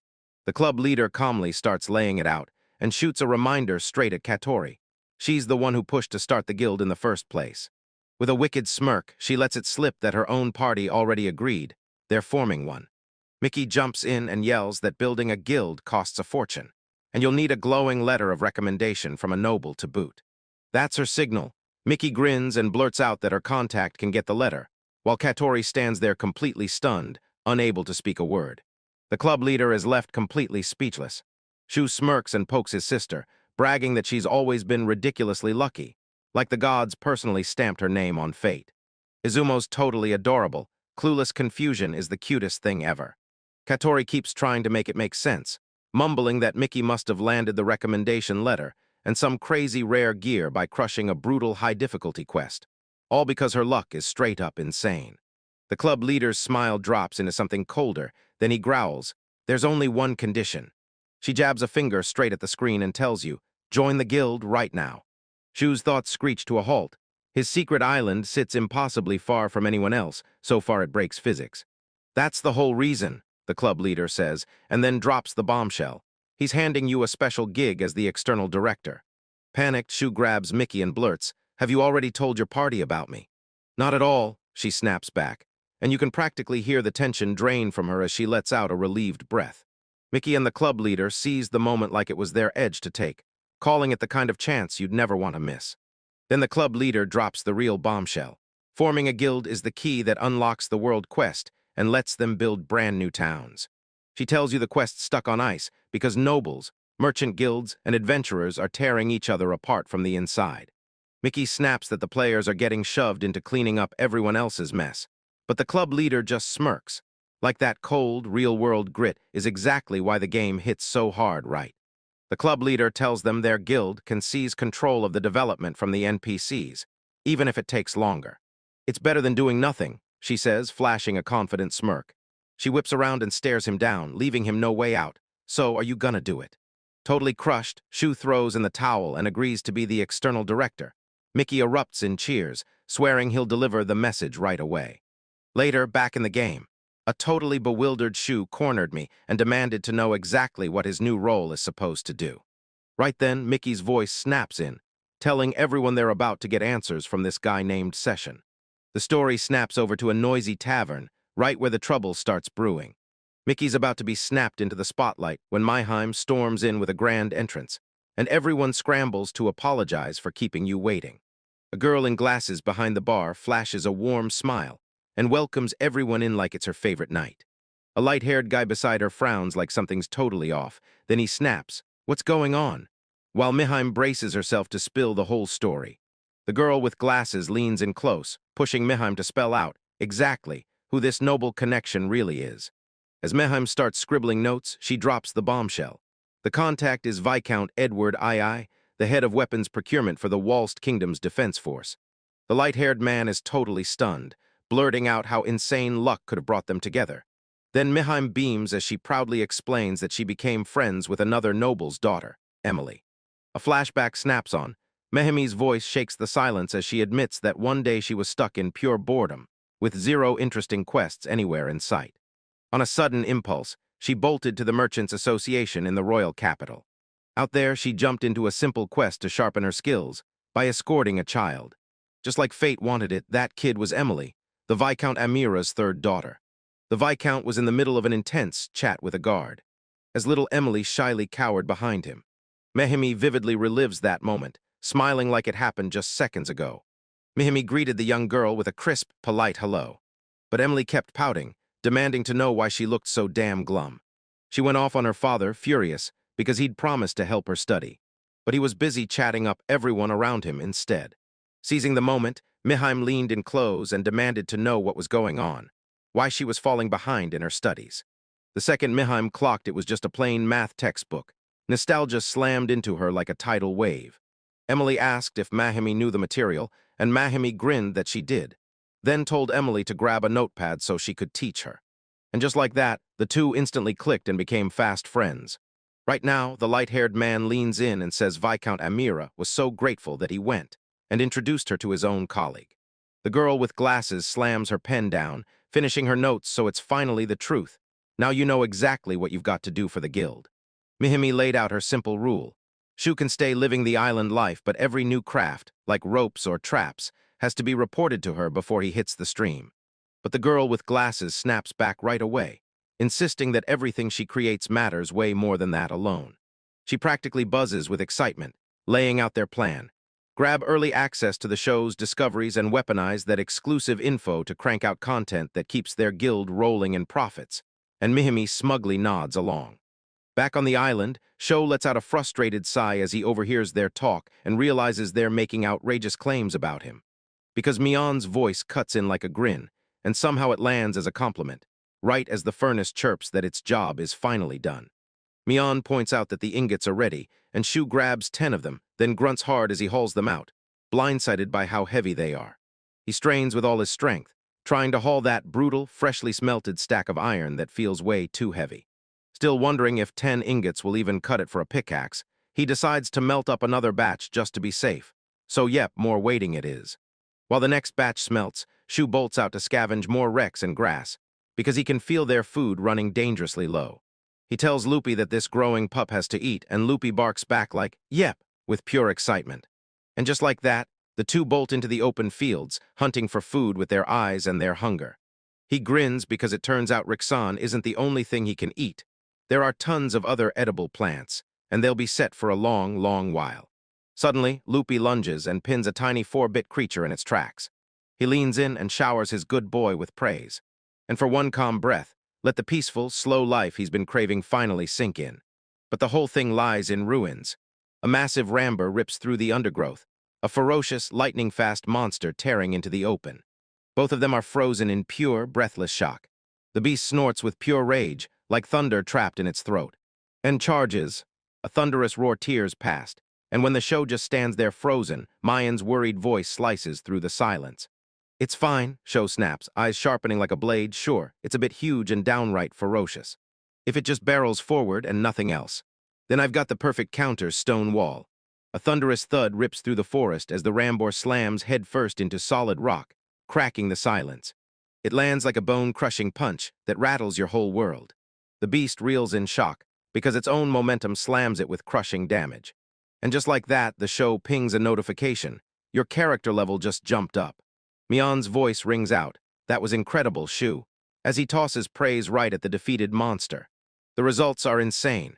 The meat tastes incredible when you prep it right, and once you're done, even the bones and hide become crafting gold. Its body is massive. He grins like he can't believe the size of the haul. Mion tells you to reward Lupia for her courage. She earned it. She gives in and carves off a juicy chunk of Rambor tenderloin. Loopy grins and devours his well-earned treat like he just won the whole day. A sweet, slow slice of pure bliss, like the world finally paused just for him. But before it can go any further, his presence detection suddenly blares to life. So there's something else out there, isn't there? From her spot as a spectator, Mion can barely see a thing, and her gut screams that it might be another monster. Shu only unleashes that skill when something's right there, like dangerously asterisk close.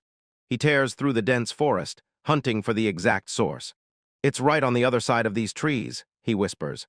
Mion's voice slices right through the tension. Don't you dare mess this up. A hulking shadow bursts out of the woods, and it's like the darkness just came alive. It's the armor bear, the same monstrous giant he and Loopy barely clawed out of surviving last time. His mind won't stop racing. What's the plan now? And damn it, could there be even more of them lurking nearby? He just leveled up, but this battle is way too brutal for him, so his only move is to bolt. But Loopy, brave as ever, rumbles a deep, warning growl. He's got his heart set. He's stepping up to face that giant beast alone. Loopy, no, don't bark, shoo, hiss, because even the tiniest sound could get you killed. He lunges forward, driving straight into the moment. He yanked his loyal companion into line before they could spill their position. He bolts forward, refusing to even glance back. They burst into their cave base, diving for safety like the storm can't touch them here.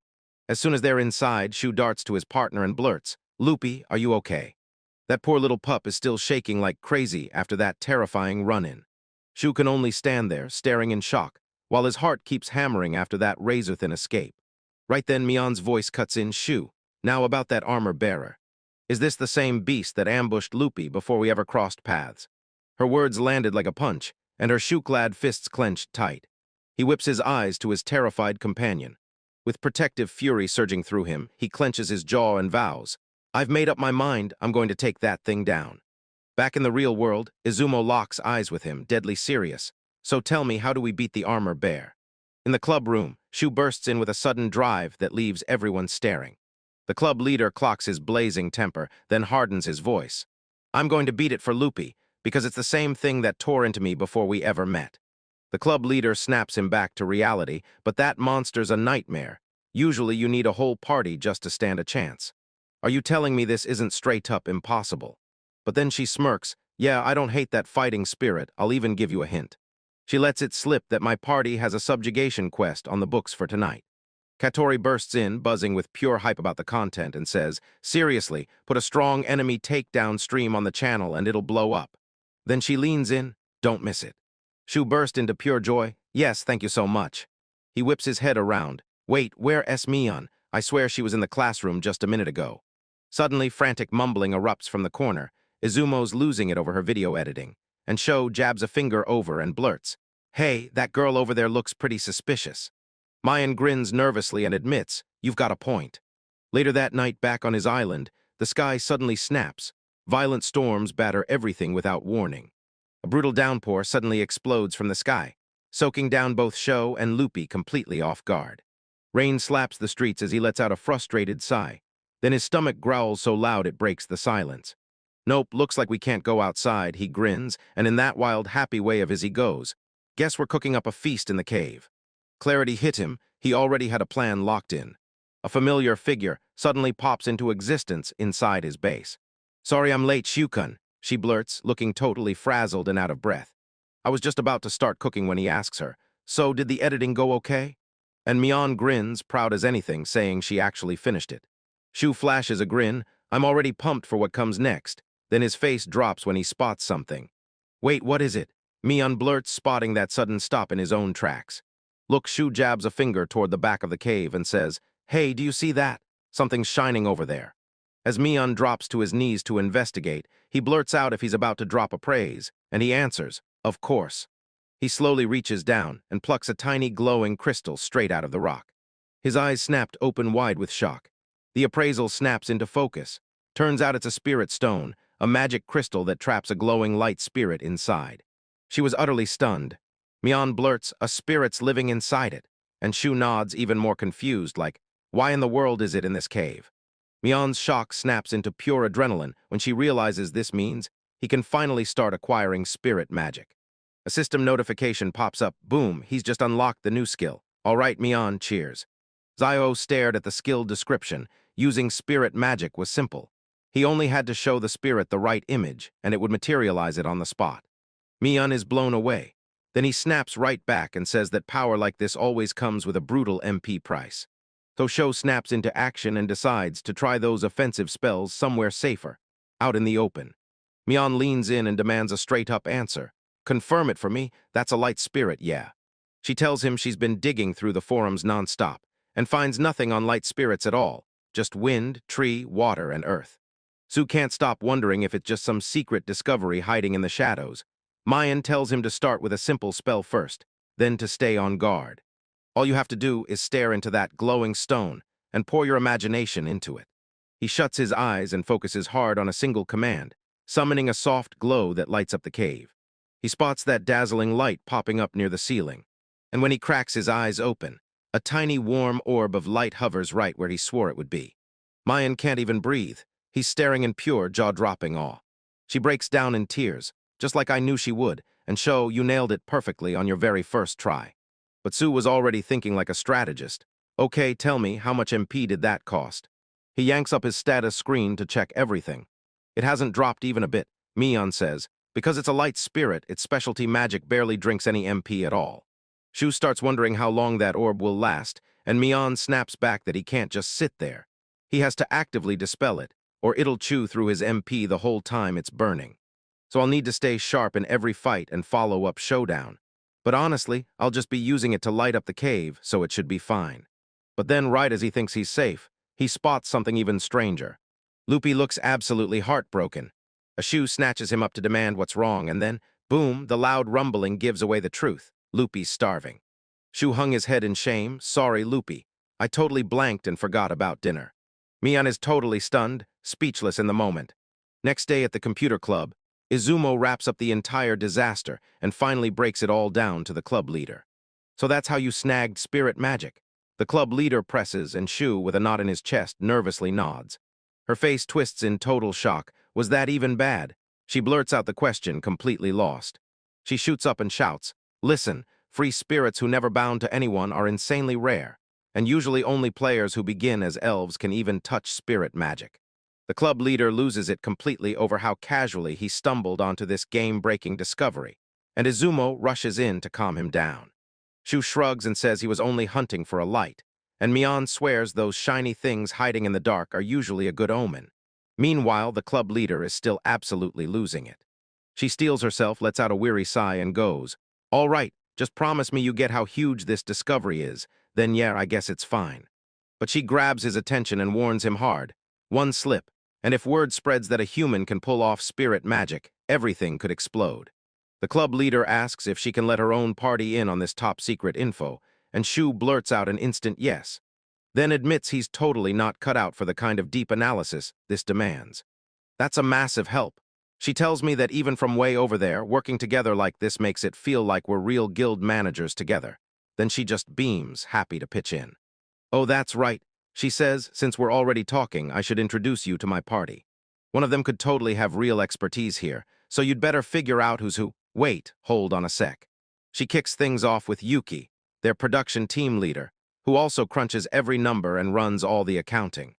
Next up is Zeld, their master craftsman, who forges warhammers, rules the anvil, and shapes wood like it's magic. Then there's Jinbei. He's deadly with swords, tough with small shields, and even hands you pottery like it's part of the fighting style. Bacchus is their go-to lumberjack and carpenter. He swings the axes and takes care of all the heavy lifting. Season is the tailor boss. He sews the pieces, grinds the materials into shape, and forges those deadly rapiers from start to finish. And finally, there's Demaria, the calm, big sister type, who runs their farming, keeps the gardens thriving, and even handles their alchemy. Xiao can't help but stare in awe, realizing her party is packed with members who have mastered incredibly detailed, specialized skills. He figures they have to be right there, because they keep racking up chances to finally use them. The moment the club leader spots Izumo going quiet, he presses her, asking what's weighing on her mind.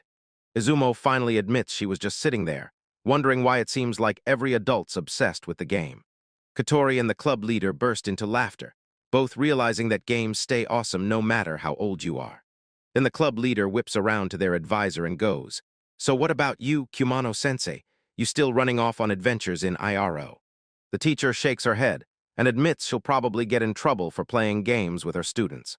"Don't worry," she says, flashing that knowing smile, because teachers always have their own twisted ways of having fun. Her cryptic words linger like a warning you can't shake. Shu blurts, "What does that even mean?" And Kumano-sensei just smirks and says, "In Izumo, you'll get it when you're older."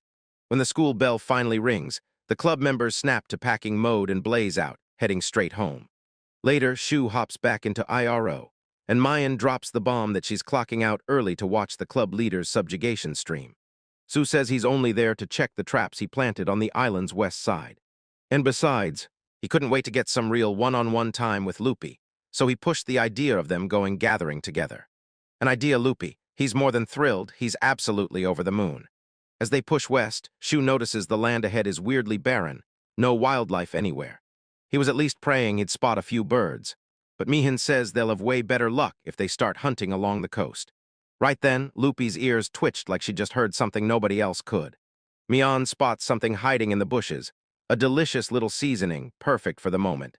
It's a greenberry, everyone says it's painfully sour, but Shu doesn't back down and goes for it anyway. He can't stop asking himself, how brutal could it possibly get? He finds out at once. That sour taste slams into him like a lightning strike, and it has Mion's face full of worry. But once that first punch of shock fades, something sweeter creeps in, like a calm reward, and yeah, this could totally be a game changer. Loopy is still and somehow super curious. When Shu spots the sparkle in his companion's eyes, he leans in and asks if he wants to try one too. He leans in and gives Loopy a blunt warning about what that taste is really going to feel like. But it looks like Loopy is dead set on sharing the whole experience. With stars blazing in his eyes, Loopy is totally locked in and all in. Xiao Sai can't help himself.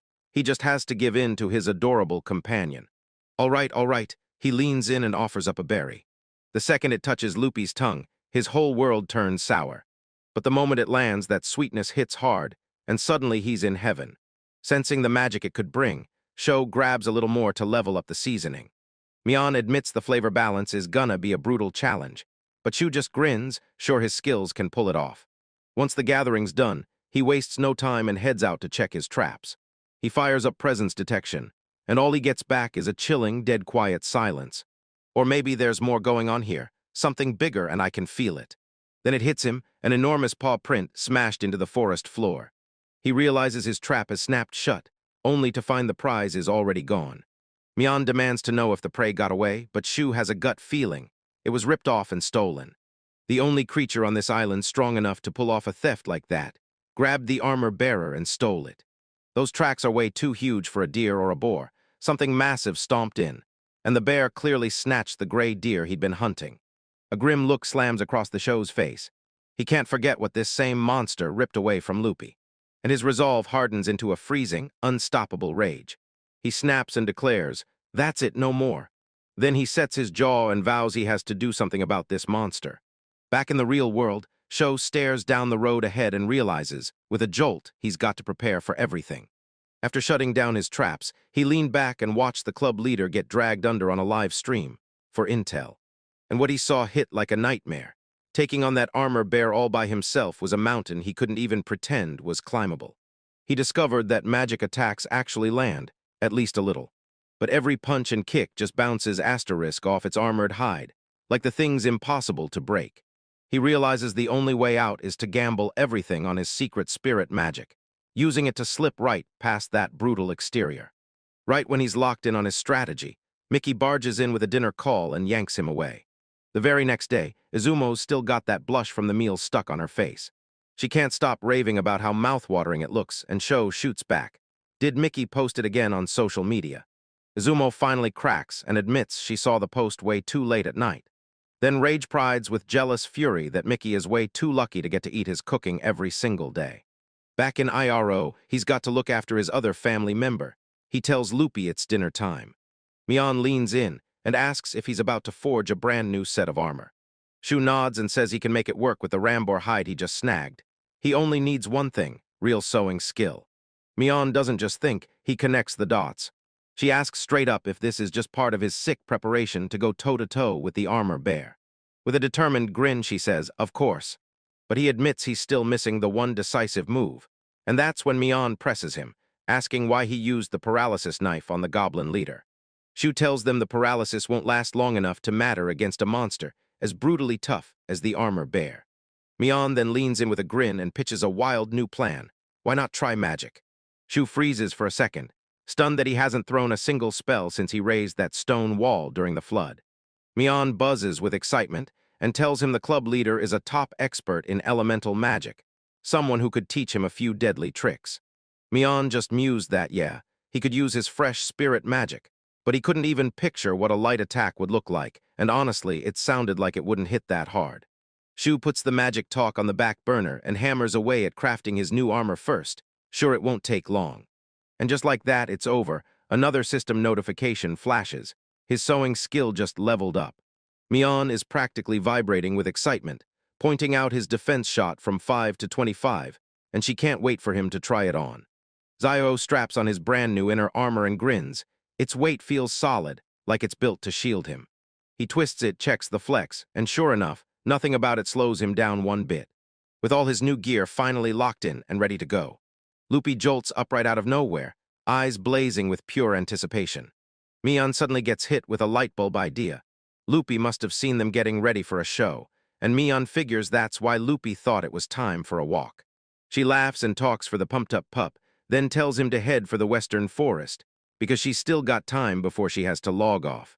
Shu nods in agreement, basically saying, "Can you believe it? The rain finally backed off and the weather's actually nice." Loopy barked in pure excitement, practically bursting to get things going. Right then, he rockets into the bushes, already having slipped away with something way too interesting to ignore. As Loopy starts digging, Mion snaps and tells Sho to use his appraised skill, right now. The system flags his find as a rootish, an extra thick, spicy root whose burn vanishes the moment it hits the heat. And that's when an amazing new discovery drops in their lap. Mion breaks into a grin and says it's basically just a daikon radish, one of those super handy ingredients you can't go wrong with. She's already tossing around recipe ideas, asking if he'll make a stir-fry, or if he can grate some daikon for her. Mion then squints and realizes this one looks different from all the ones she's used to seeing. Shu nods along, locked in, and decides the only way to find out for real is to take a bite. He takes a bite, and the second it hits, Mion snaps into panic, screaming that it's insanely spicy. That flavor slams into him like a truck, and Mion leans in, asking if he's okay. He doubles over, knocked flat by the shock. Still recovering, he snaps that every flavor in this world is dialed way past too much. Mion, still uneasy, urges him to let it simmer, because that's the secret that'll make it absolutely delicious, even worthy of a dish like Odin. Zio snaps his focus to Loopy, and loudly praises him for being the perfect example. He slaps his companion on the back, flashing a calm, steady reassurance. But Mion clocks something's off right away, and asks Loopy if she's in a bad mood. She brushes it off and tells her, "Don't worry, everything's gonna be okay." Loopy slips out a soft, miserable growl. Suddenly, Shu snaps to the real reason behind Loopy's growl. It wasn't just a bad mood, it was something far worse. That was a warning, loud, clear, and impossible to ignore. The armor bear just popped up right beside them. They're boxed in with no escape, trapped right up against a monstrous beast. But this time, Shu doesn't run at all. He clenches his resolve and decides he has no choice left but to fight. The armor-bearer surges upright, brimming with rage and ready to strike. It slams that massive paw down toward you with a bone-rattling crash. Loopy, loyal to the very end, launches forward and throws herself in front of the attack. With one brutal swipe, the bear slams the tiny pup into the air and sends it flying. Mion is absolutely horrified. She lets out a gut-punch scream of warning, but the moment has already passed. Loopy eats the blow head-on, taking every ounce of its brutal force. Shu lets out a terrifying scream, shouting his companion's name in sheer panic. He rockets forward and snatches the Loopy midair before it can slip away. That monster's hit lands like a meteor, and he gets thrown back, staggering in disbelief. He can't wrap his head around how strong it is. Rage fuels the show as it unleashes a scorching fireball to strike back.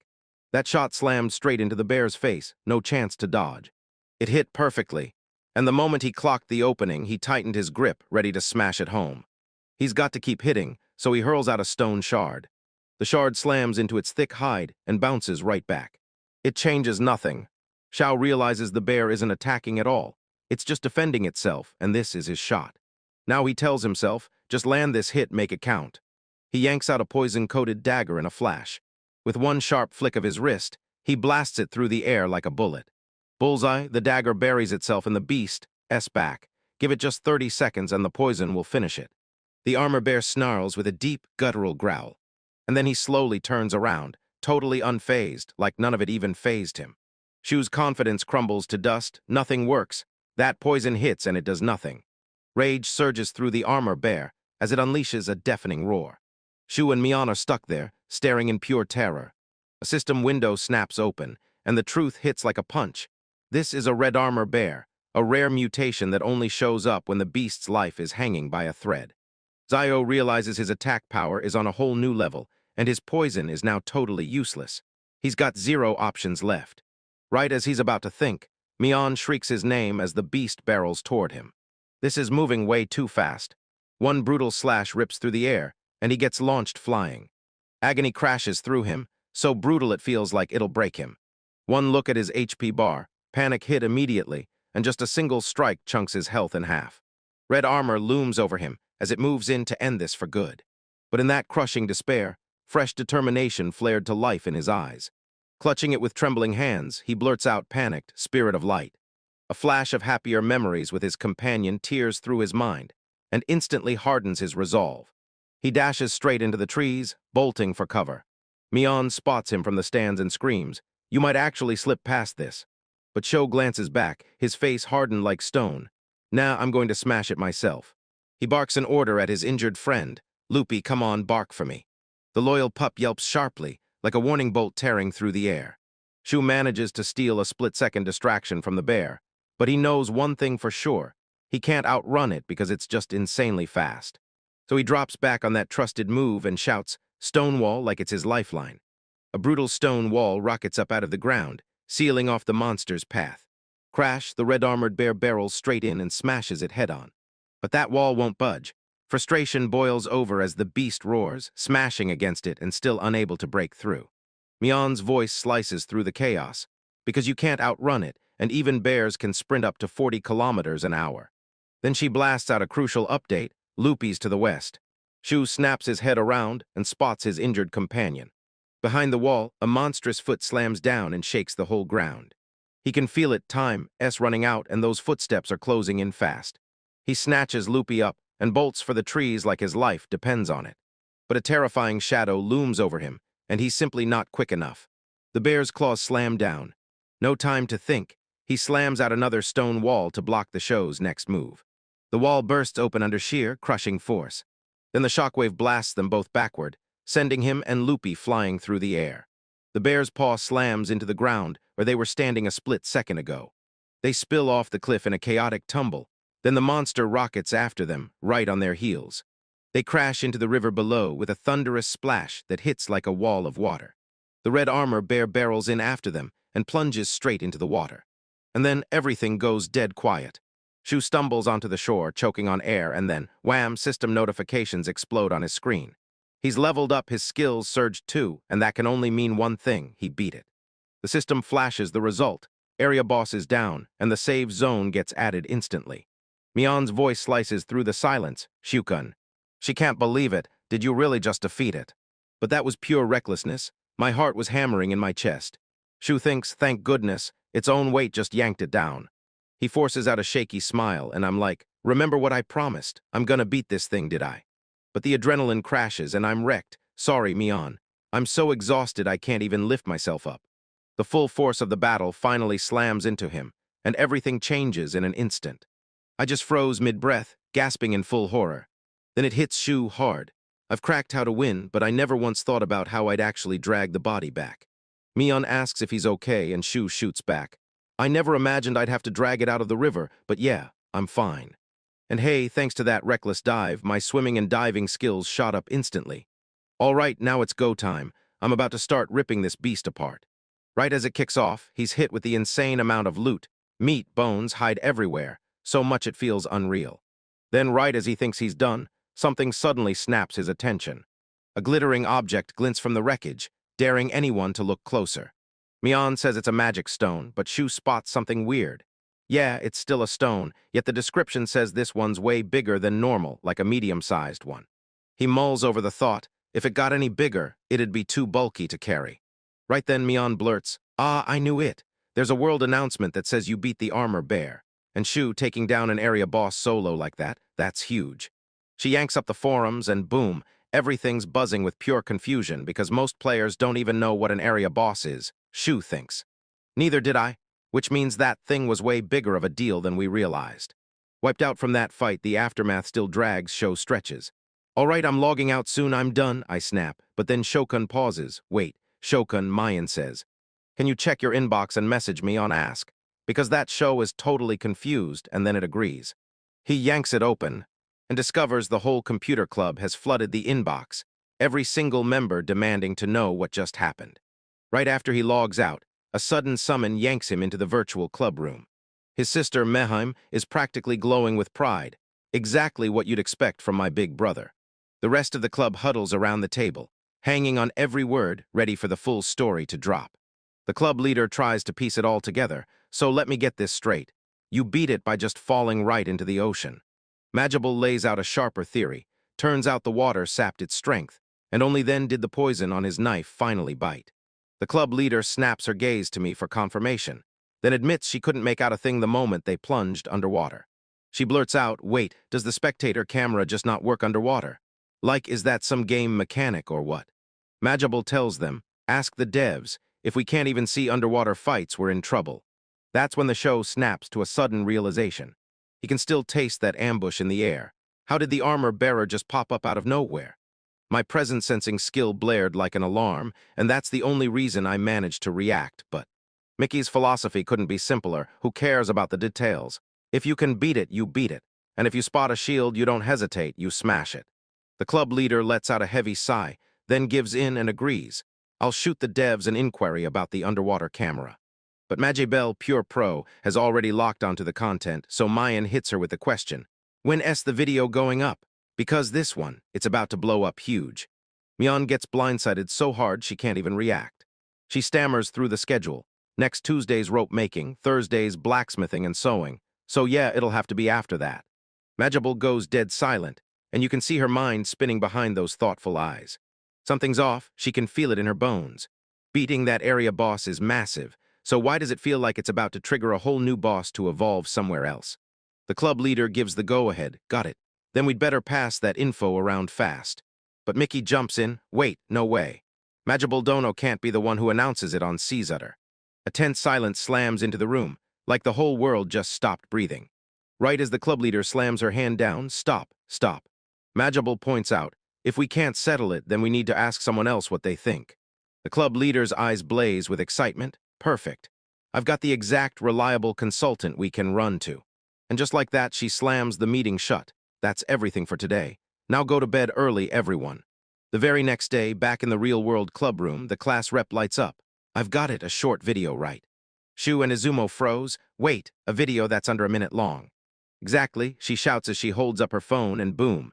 It's all memes, sure, but it's also the fastest way to fire off quick announcements. Shu asks if her video idea will even work, and I tell her, sure, we can splice in the moment the armor bear transforms and connect it to the world announcement. Shu grins, dead certain in her own power, like, I can already see it all in my head, and yeah, it's gonna be amazing. Right then the club leader snaps, Shu-kun got a minute. She flicks her gaze to the laptop and says, watch the archive of my stream from yesterday. I just announced the guild's formation, and now I've gotta bring you up to speed. She slams the play button. On the screen, Magible's avatar looms at the podium, face set and surrounded by microphones. She straightens up, clears her throat, and says, everyone, thanks for showing up today. Shu deadpanned, then asked, is this a press conference? Magible's icy serious face snaps into a dazzling grin, and I know you've probably guessed it already. I've pulled my allies together, and with their backing, we're ready to roll. And just like that, we officially forge the Players Guild, Silver Hall. Magible snaps back, I'm not the representative, and just as she says it, a blonde girl slides in beside her, Cess. Hi, I'm Cess, nice to meet you all. Shu's totally confused, so the club leader can't be the representative either, he mutters under his breath. For a bunch of reasons, he demands answers from the club leader, but the leader just dodges the question with that annoying, evasive hum. Her smile vanished, replaced by a serious stare, and she told me straight up, I won't be the representative because of little issues from how I used to act. A secret from her past is about to unleash pure wonder. His mind snaps back to the infamous Stonewall incident. And just like that, he remembers everything. So yeah, you've got it now, right? The club leader presses, Shu sweat and all. And don't play innocent, it's already blasted all over the game's wiki. She snaps her gaze away, flustered, and I swear on everything I meant no harm. I was only laying out what would happen next. All right, let's get this posted. The class rep snapped, and the second the show turns, everyone's like, yep, looks like we're done. With the final school bell creeping closer, tick-tock, like time is begging him to move. The club leader just rang the bell. Wow, where did the time go? Since it's too late to log into IRO now, let's wrap this up early. On the walk home, the show asks, are you gonna log in when you get back? She just nods and smiles, yeah, of course. She's determined to cook up a new dish for Loopy. The moment I start imagining new recipes, I'm practically vibrating with pure electric excitement. Later that night, when the whole world finally went quiet, Shu shoots into the game and logs in fast. But a sudden, unexpected voice snaps through the air, and he practically yelps as he jumps. Welcome. He suddenly drifts in some wild digital void, and the moment he realizes it, he blurts, wait, this isn't where I'm supposed to be. A girl suddenly steps out in front of him. Welcome to the GM room. I'm Chaco, the head GM. Her jaw dropped. Wait, the head GM. Zio spots her the second she shows up. Wait, you're the host from the update stream. He's instantly eyeing me like I'm trouble. So tell me, what does someone this important want with me? Choco says she's here because of that inquiry sent yesterday, and Shu's face lights up like, wait, I remember. Oh, that. She admits the underwater spectator camera glitch was just a bug and keeps apologizing nonstop. She leans in and says, and yeah, we got that armor bear question too, then smiles as she explains the underwater camera's finally been fixed. Choco reveals that ever since the last maintenance, the monster's spawning pattern has been acting weird, like something's off. A GM clocked the problem and tried to manually respawn it. Then, out of nowhere, it landed right on top of the show. She grins and says, nice, since you filed that bug report, pick one of these 3 options as your reward. Shu doesn't even blink. He goes, I'll take the 3 SB. Once the deal was done, Choco shot him a heartfelt thanks, then pushed him on his way. Back on the island, Sho was still reeling from that insane meeting with the head GM. Mion's avatar pops in, and you can tell she's just breathed again. Shuka on your back. Sorry, I kept you waiting, he muttered. I just had to step out for a bit. He lays it all out in a hurry, short version. The GMs shot back a straight answer to our inquiry. Mayan's stunned, so they don't just answer by email. Shu finally gets it. They gave him a reward choice. When he tells Mion he's earned 3 skill points, her face lights up. She's absolutely thrilled because that's huge. But before he can finish his explanation, a super happy Loopy freak tackles him, right out of the blue. The little guy sits there, perfectly calm, like he's silently daring you. Yeah, you kept me waiting. Shu grinned and ruffled his loyal companion's fur. All right, we're getting food ready, so what are we making? Mayan jumps in with an idea. We've already got that root we found earlier, so what if we try simmered rabbit? But he frowns like something still feels off, like it needs one more ingredient. Shu snaps to it. Wait, back when I went fishing, I hauled in seaweed too. With that, he throws together a meal that looks absolutely delicious. He's grinning from ear to ear, proud as can be. Turns out it's even better than he hoped, and wow, this looks unreal. Loopy plunges in with zero hesitation, and the show goes, so, is it tasty? All right, she leans back with a satisfied smile, and then it's official. We're ready to dig in and get our food. Their strength is back on full blast, so he maps out the next attack. And now that we've wiped out the area boss, we're heading straight for the western side of the island. Loopy's barking like crazy, itching to go, but Shu bursts into laughter. Hold up, I've gotta finish eating first. Mion leans in, eyes soft, and watches their heartwarming moment unfold with a warm, gentle smile. A few moments later, they tear off into the night. But as we cut through the forest, Shu's eyes narrow. Something's wrong. My presence detection isn't triggering a single reaction. Neon's taking down that area boss didn't just feel good. It flipped everything, right? Now the southern end of the island finally feels calm again. But just as they're strolling in silence, Loopy lets out a tiny whimper. Then Sue whips around and asks, what's wrong, Loopy? Loopy's razor-sharp instincts guide them straight to the entrance of a cave nobody's ever found before. Come on, let's see, Sho says as he surges forward, ignoring Mion's frantic protests. He shoots his hand up and calls forth a soft, glowing light. Man, it's so bright. He blurts because having his spirits around him is an absolute lifesaver. They surge forward into the pitch-black dark, refusing to slow down. Loopy starts sniffing the ground like it's hiding secrets, and Shu clocks it instantly. This trail is pushing east. If we follow this, he murmurs, and purpose sparks in his eyes like a brand new fire. He freezes, staring at that same ornate door, exactly like I figured. Then he murmurs like it just hit him. Mion cranes his neck in pure awe, because this door matches the one from the Goblin camp, and now it feels like there's no way they aren't connected. Saul thrusts his hand out. Mion snaps to it instantly. No announcement at all, so the game is clearly going to count this as the very same secret area. But as they scan the place, Sho spots something even stranger. Right ahead, the path splits in two. Then what do we do? Mion blurted. Shu snapped. We checked the door in front of us first. It didn't look quite like the rest. He slaps his palm on the door and boom, a familiar system message pops up. Access by the Blessed One confirmed. Then a second message slams onto his screen and freezes him dead. Asterisk. Please enter the release code. Release code, panic hits, Shu blurts the one password he can think of. Open sesame.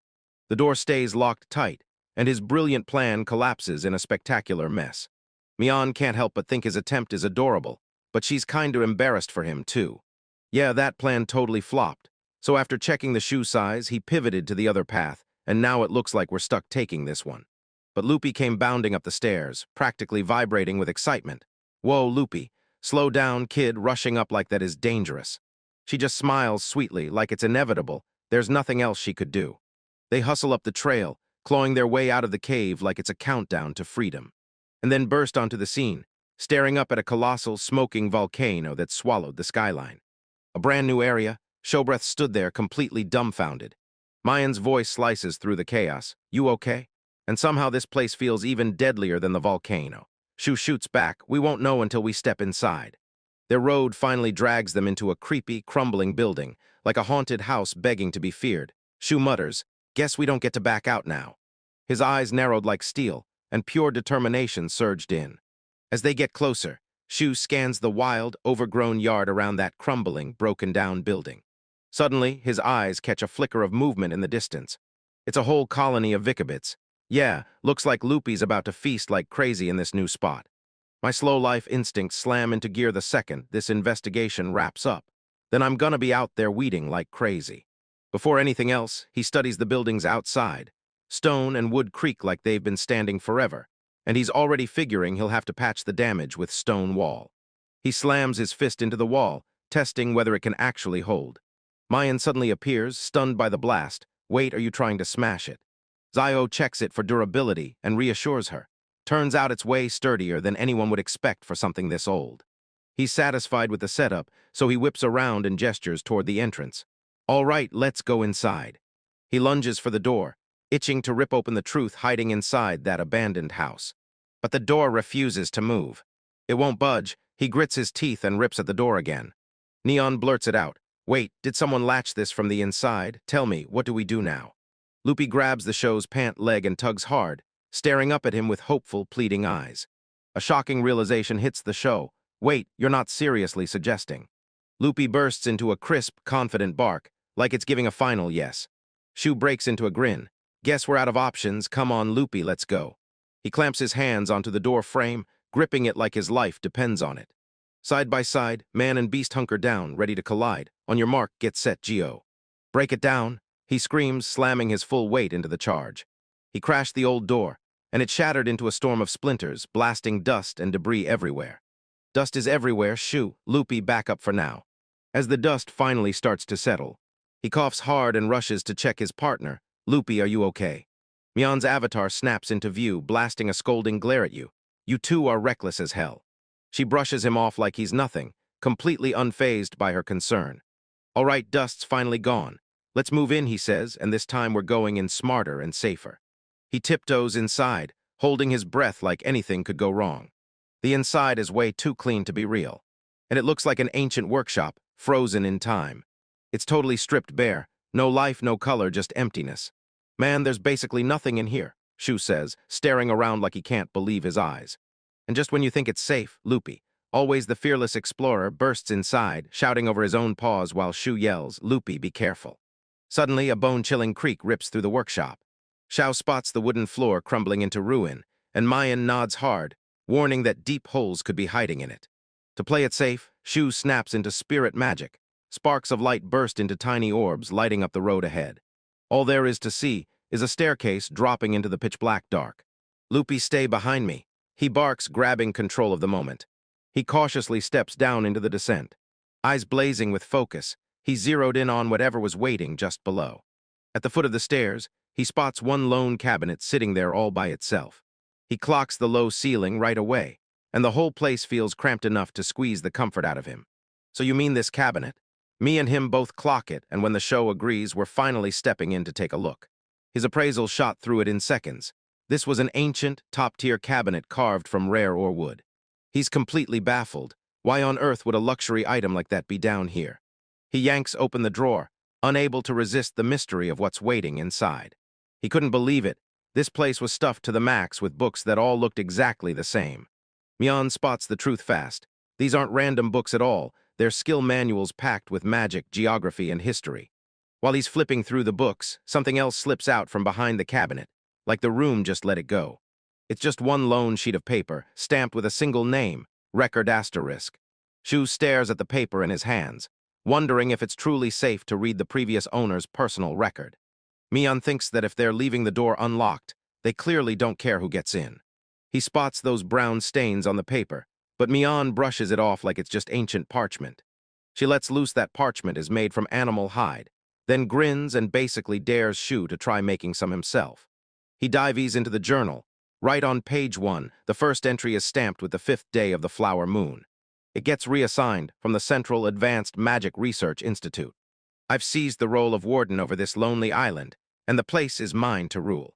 She mutters, it's already getting heavy. The record lays out a nanocycle setup powered by the island's volcano. Ancient, but still safe. And the writer storms out of the central control room because the view is bleak, then eventually holes up in a tiny hut by a teleportation circle in the southwest. His eyes snap wide. Boom, a teleportation circle flares to life. Mian instantly clicks. This has to be the teleportation circle that links straight to the research institute. As Sho keeps reading, the journal reveals this. Because inspections only happened once a year, the warden sealed the north and south protective walls tight. And right at the end of the entry, boom, there's a 4-digit number, 4725. Mian blares out the release code like it's the key to everything. She can't resist needling him about that failed, open sesame try, and it leaves him mortified. Mian flips through the journal, and even with all its mysteries, it's mostly stuffed with everyday stuff, recipes, fishing tips, and plain old mundane details. She finds the warden's slow life entry way too relatable, and Shu quietly nods along. But the journal's vibe flips in an instant. Then a colleague suddenly emerges through the circle. The director wrecks the equipment until it goes haywire, and even the forced shutdown can't stop it. The warden's last entry hits like a gut punch. I don't have a choice, I have to help. A chilling realization hits the show. Wait, the warden never came back, did he? Mian tells them to hold off on that teleportation circle for now, and Shu nods in agreement. Suddenly, Sho snaps to attention. It's almost 11 p.m. and he needs to log out. Until right before he can, a huge world announcement slams across his screen. The PAL Team Kingdom has just been founded. He's absolutely frozen in shock. Mian can't shake the feeling this might tie into the club leaders' party, especially since they've been busy building brand new towns. She logs out for the night, then hurries to ask Mickey for answers, swearing she'll dig up the rest herself before she finally signs off. Shu logs out, then bam, Mickey jumps up from behind his chair and ambushes him. All done, big brother. Don't jump scare me like that. He tries to help, but Mickey just cuts him off. You're the one who left me stunned. So what was that founding declaration you just said? She blurts it out in a heartbeat. No, that wasn't me. Mickey grabbed him and shook him around, laughing like it was just a joke. So yeah, I'm warning you, your phrasing feels a little too suspicious. I honestly thought it was you. Right then, his phone erupts with a message from Mian. He rips open Mayan's message, and it lays everything bare. The PAL Team territory that backed the second prince in the Empire's civil war has just shouted, "We're independent." Shu processes the news and realizes the second prince is already backing down, even though Mickey's mess hasn't even blown up into full-scale war yet. Suddenly pumped up, Mickey bolts off and declares, "All right, I'll quiz the Viscount about this tomorrow." With her trailing wake, the worn-out Sho just shrugs her aside, "Good night." And just like that, the sun dips, and the day is over. The very next day at school, everything was about to go sideways. All right, it's showtime, computer club time. I log back into IRO, and Shu is already itching for a brand new adventure. All right, let's go.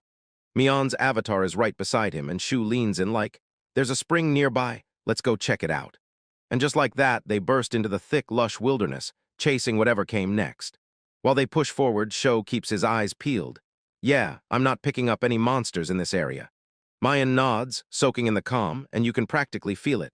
Out here, it's the kind of place where someone could disappear into a quiet cabin life and never want for peace. Shu frets that an RPG with no drama would feel dead on arrival, but Mian shoots back fast. That's the point. A calm life moves slow on purpose. Suddenly, Loopy snaps to attention, sensing something in the air. "What is it, boy? Did you find something?" He snaps his head up. A tiny thing rockets straight toward them, faster than they can blink. She snaps up an arm to block on instinct. No doubt about it. What the hell is that monster? But then it hits him. He sees it crystal clear.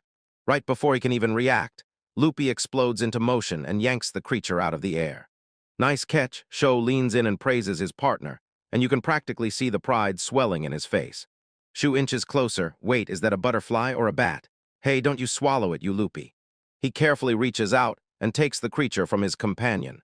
His eyes snap wide in pure shock. Mian gasps from right behind him. Wait, is that a fairy? There it is. His palm cradles a tiny, dazed fairy with sharp, pointed ears, staring up like she can't believe she's really there. Shu is totally frozen in shock. So it's me, on. He whirls to Loopy, panicked out of his mind. Wait, you didn't actually bite down, did you? Please tell me it's not dead. But the fairy suddenly jolts to life, as if something electric just snapped inside it. And with a sudden surge, it zips straight out of his hands, WHOAA. It hangs in midair, hands on its hips, cheeks puffed up like it's about to explode, and it's definitely not happy. Oh, thank goodness you're still alive, Shu stammers. I'm relieved out of my mind, but I can't pretend you don't scare me a little. Mayan murmurs under her breath, but the fury in her eyes is crystal clear. Sorry, sorry.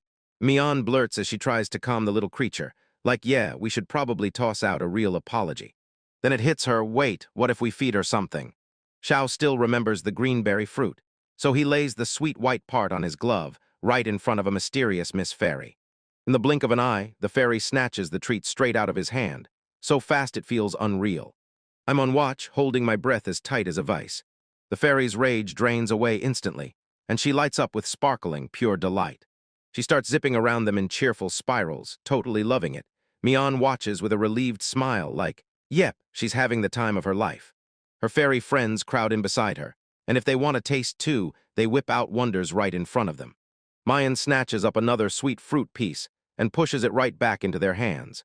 The fairy has drowned in pure sugary bliss, and she's absolutely soaring. She was dead serious with pure fury a second ago. Now she's in the best mood ever. That selfish move hits me like deja vu. Right then, he thinks of his sister Mickey and the memory flashes into his mind. Leaving a glittering trail behind, the fairy rockets up into the sky. Mian shoots her head up, shocked out of her mind. What do we do? She blurts out, then flashes the idea, let's track down where she came from. She agrees, and you're right. If we sweep the area where she came from, we'll finally track down her home. That tiny creature lands on his shoulder, and he lets out a nervous laugh like, so, I guess it's fine if you come along. The little fairy clearly picked him as its favorite, puffing up its chest like it owned the whole place. And they follow that tiny guide, like it's leading them straight into the next twist. Their trek finally spits them out into a jaw-dropping sea of white blooms, and I'm staring like, wait, this kind of place exists on this island. As I say it with pure awe. Suddenly, the fairy blasts back into the air, and glittering sparkles streak behind it like a fiery comet. It rockets upward toward a gigantic tree that looks ancient enough to have seen history itself. Is that tree really his home? Wait, how did he end up there?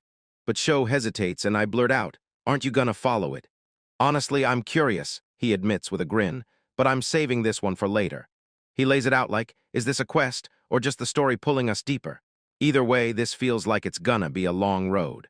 Right now, he's turned his back on me, and said I've got to put renovating that workshop first. All right, back to the workshop. Mayan nods and jumps on it. Back in that crumbling hut, Mian blurts out, so, are we kicking off the renovation right away? That's the plan, she says, but before anything happens, I wanted to run my ideas by you, Mian.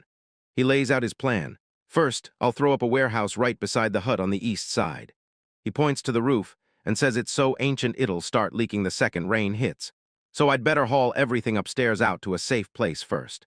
When Mian asks if he'll use wood, Sho shakes his head hard. Nah, I'm carving this in stone. I've got my stone wall skill and I'm using it. All right, she says, we tear the hut apart. Yep, he nods, roof first, then the walls, then the floor. I've got to move fast before it rains again. Standing on the roof with Loopy, they both stare up at the sky. Mian says, I seriously hope this good weather sticks around. With the plan locked in, he slams the door and marches the crew straight into the basement. He's determined to snatch those precious skill books out of the cabinet and rush them to a safer hideout. No joke, if those get wet, it's game over, Shu mutters. They're too valuable to risk. He hasn't even finished reading them all yet, he tells himself, until he spots something hidden away. He yanks out yet another book.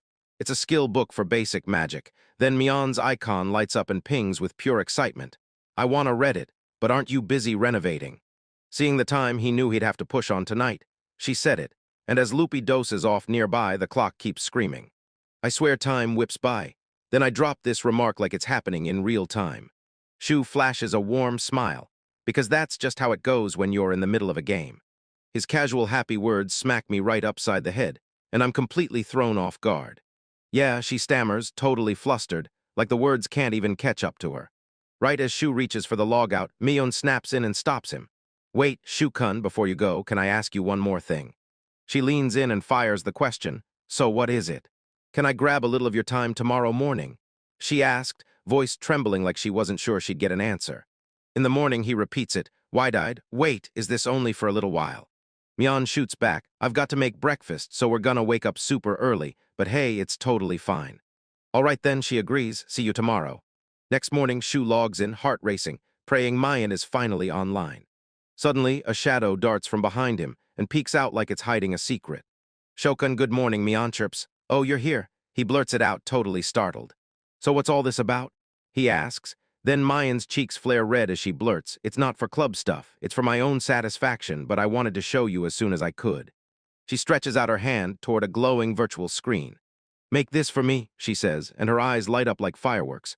Zio locks onto the screen, baffled because the picture looks like it was drawn by a little kid. He blurts out in shock when the housing app pops up. Then Mion beams, smug with pride, and confirms, that's right. She shrugs and admits it's only a trial version with plain icons, but Shu's blown away, because this is weirdly simple to grasp. He spots this ridiculously cute little detail in the layout, and it instantly grabs his attention. Is that little dog in front of the hut totally Loopy? He's asking like he doesn't know what's going on beams like, of course. He shoots her a shaky question, asking if he can use it too, and she instantly tells him not to worry. She made the controls super simple. A warm, grateful smile bursts across the show's face. Mion catches his happy grin, cheeks blazing red, and shoots back a smile like it's the best thing in the world. Maybe we should move the cooking area outside like this, Sue says, tapping the plan with his finger, and Mayan lights up right away. That's a great idea. Let's plant a flower bed all the way around the house. Shu says we should point at the screen. Mion chews on it, maybe we should clear the path to the spring. Shu nods like, yeah, you're right. No need for some privacy fence out here. They lock eyes and flash that warm, happy grin like everything's finally going right.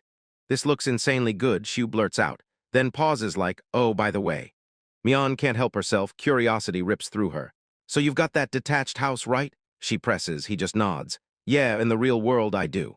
A wistful look flickers across his face. Then he blurts, man, I'm kinda jealous, because yeah, we live in an apartment building.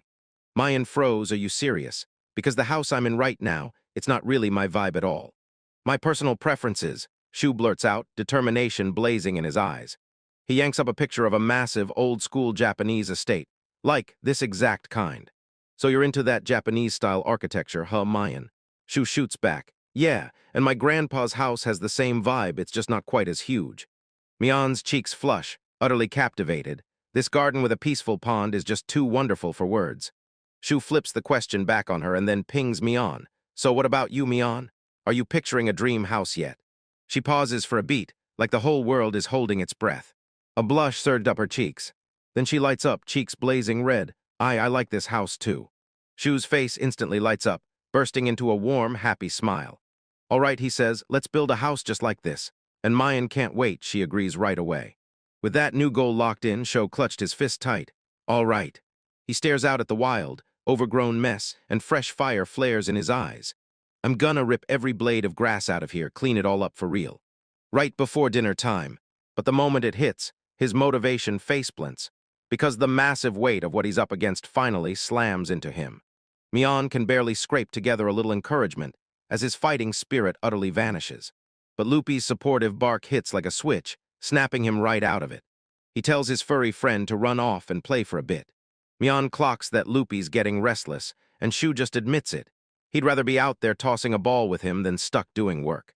Mayan, the ultimate strategist, tells him to learn gardening or farming to speed everything up. With that bonus SB, he snatches both of them right away.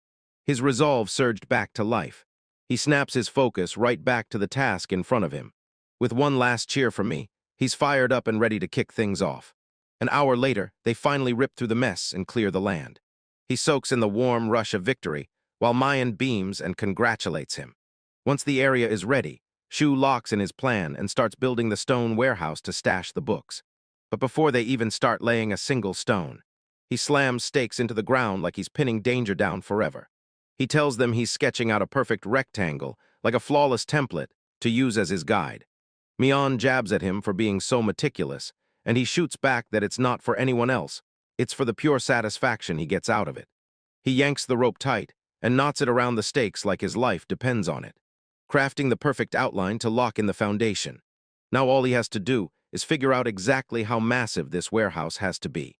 Mian suddenly realizes that if he wants to build the whole structure with stone walls, he'll need an absolutely massive amount of MP. She nods and commits to the slow grind, building it bit by bit, taking plenty of breaks along the way. Just as he finally lets his guard down, he spots something closing in. Loopy came back from his hunt with a huge grin, looking completely thrilled. Shu drops into a crouch, grinning because his partner is finally right there.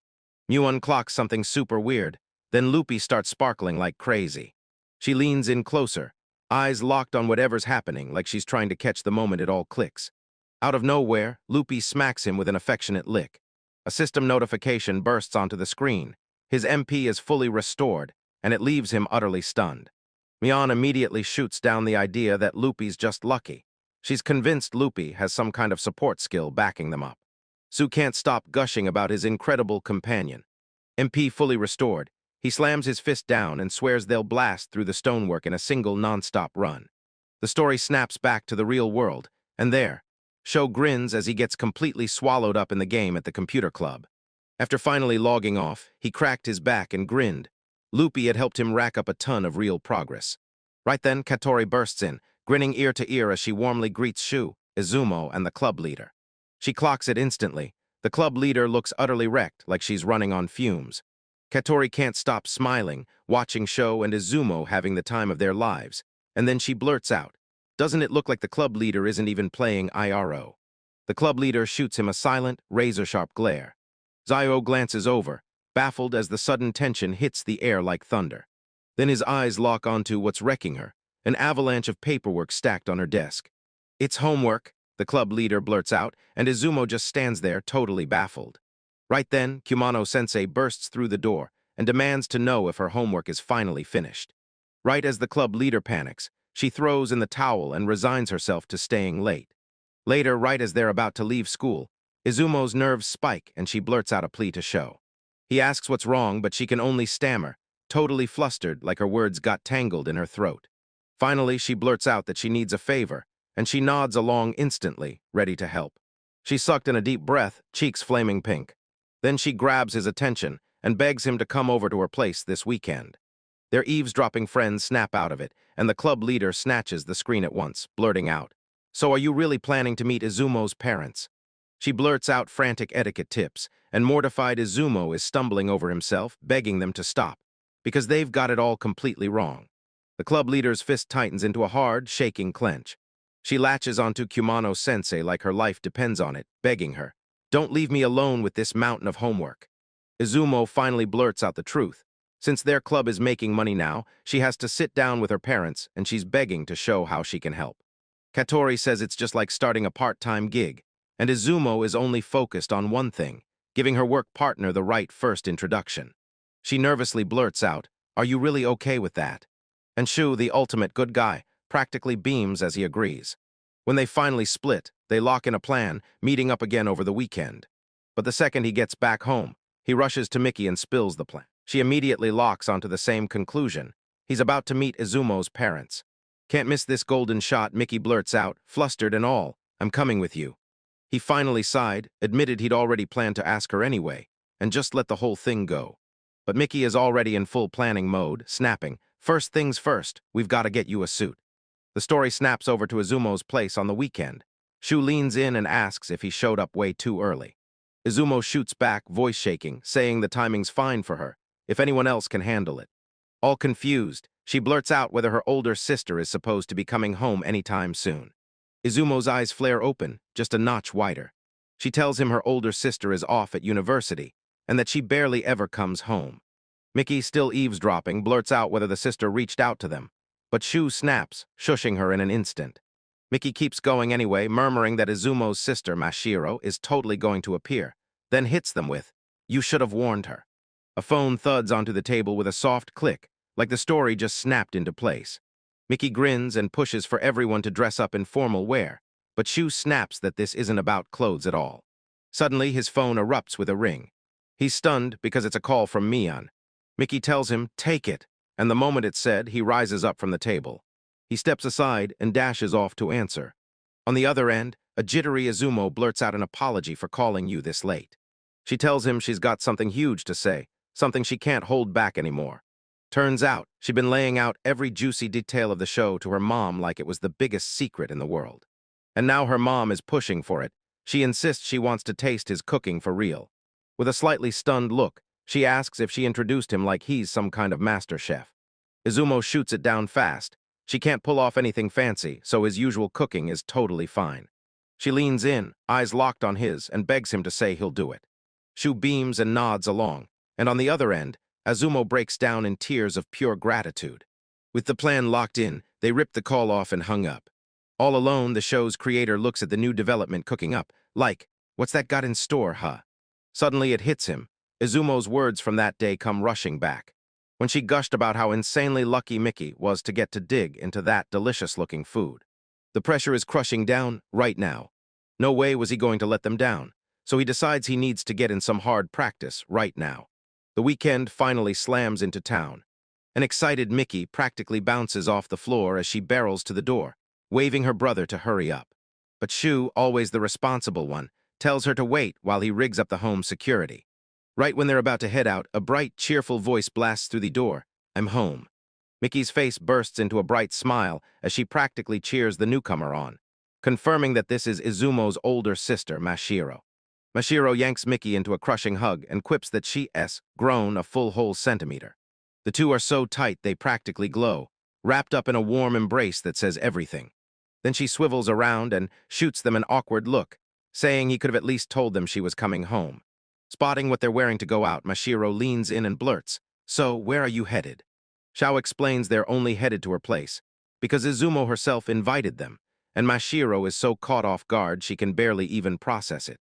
Shu's chest tightens with panic as he realizes Mashiro is just as wild and unpredictable as Mickey. And then he has the nerve to take them both, like grabbing a match in a hurricane. Mickey grinned and told Mashiro, "My brother said he's going to meet a girl." And that one wrong sentence sent Sho spiraling into a full-blown meltdown over how misleading his wording was. "Then I'm coming too," Mashiro blurts out. No hesitation, she jumps right into their outing. And just like that, the three of them break into action and head out. While they stroll, Mashiro blurts out that IRO is insanely popular at her university dorm too. Then she flips the script to Mion, asking who she really is, confessing she just can't vibe with the kind of people who act way too eager to please. She even quips about whether online games are allowed in the dorms, and acts like the rules are straight out of a military barracks. Mashiro fesses up that she knows next to nothing about the game, then tells Mickey to teach her later, and Mickey lights up instantly, gladly grabbing the assignment. She shuts up mid-question and stops pushing for the exact meeting spot. With a sly grin, Mashiro drapes her arm around Sho. "All right, let's go meet your girlfriend." Mickey spilled everything, and that left Sho snapping as he cursed his sister's name.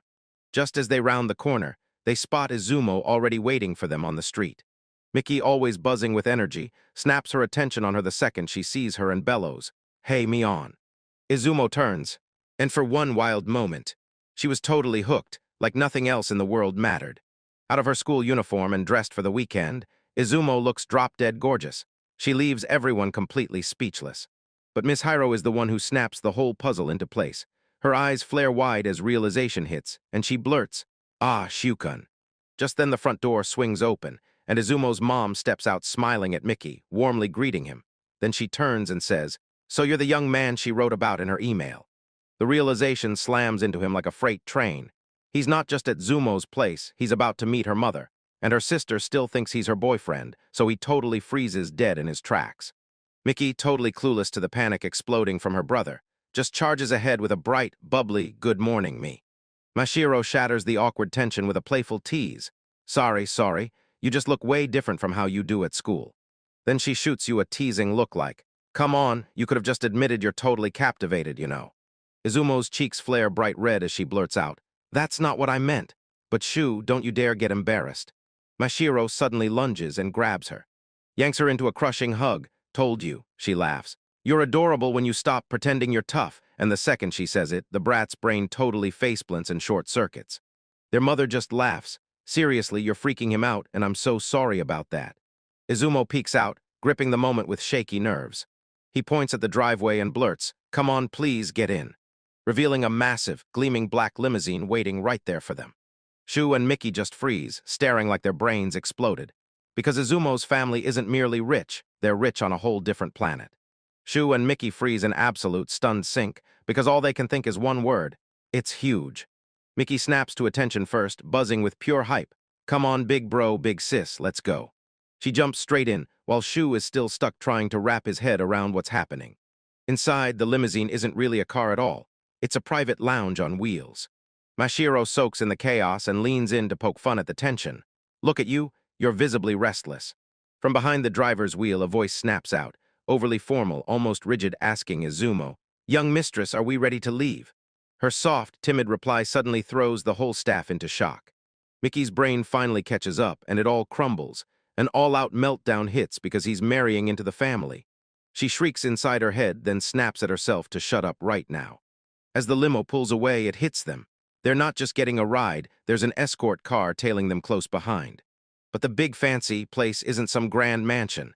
The limo stops at a familiar apartment building, their apartment building. A woman in a sharp suit swings the door open. "Welcome back, we've been waiting." She slides right into a formal greeting. "Welcome, Master Sho and Mistress Mickey." Then the truth hits them like a punch. This limo wasn't headed to Izumo's house at all. It was coming to pick them up. Shu and Mickey are totally frozen in fear, as Izumo's mother and sister step right in front of them. Just moments ago, Mashiro was a full-on chaotic gremlin, and then, bam, she snaps into a flawless polite bow. "I'm Mashiro, the eldest daughter, and I'm so sorry for barging in like this." The second the shoes sparked, his brain short-circuited. Now all he can think is that she's acting way too proper. The woman in the suit snaps a gesture and waves them on. "This way, please." Mickey's frozen in total catatonic shock. With numb legs, the siblings trail their guide like they're being pulled by fate. She guides them right up to two massive double doors and hits the bell with a sharp, confident ring. A voice booms from inside. "They're here." And just like that, the young mistress and the EC siblings arrive. Shu scrambles to make sense of it all, stammering, Hold on a second." But it's already over. Before anyone can fight back, they're shoved inside and a voice orders, "I'll brew some tea, have a seat and wait." While they sit there, Izumo's mother blurts out, "I'm sorry, please wait just a little longer." And then she leaves that jittery Shu and a catatonic Mickey to stew in the suffocating silence.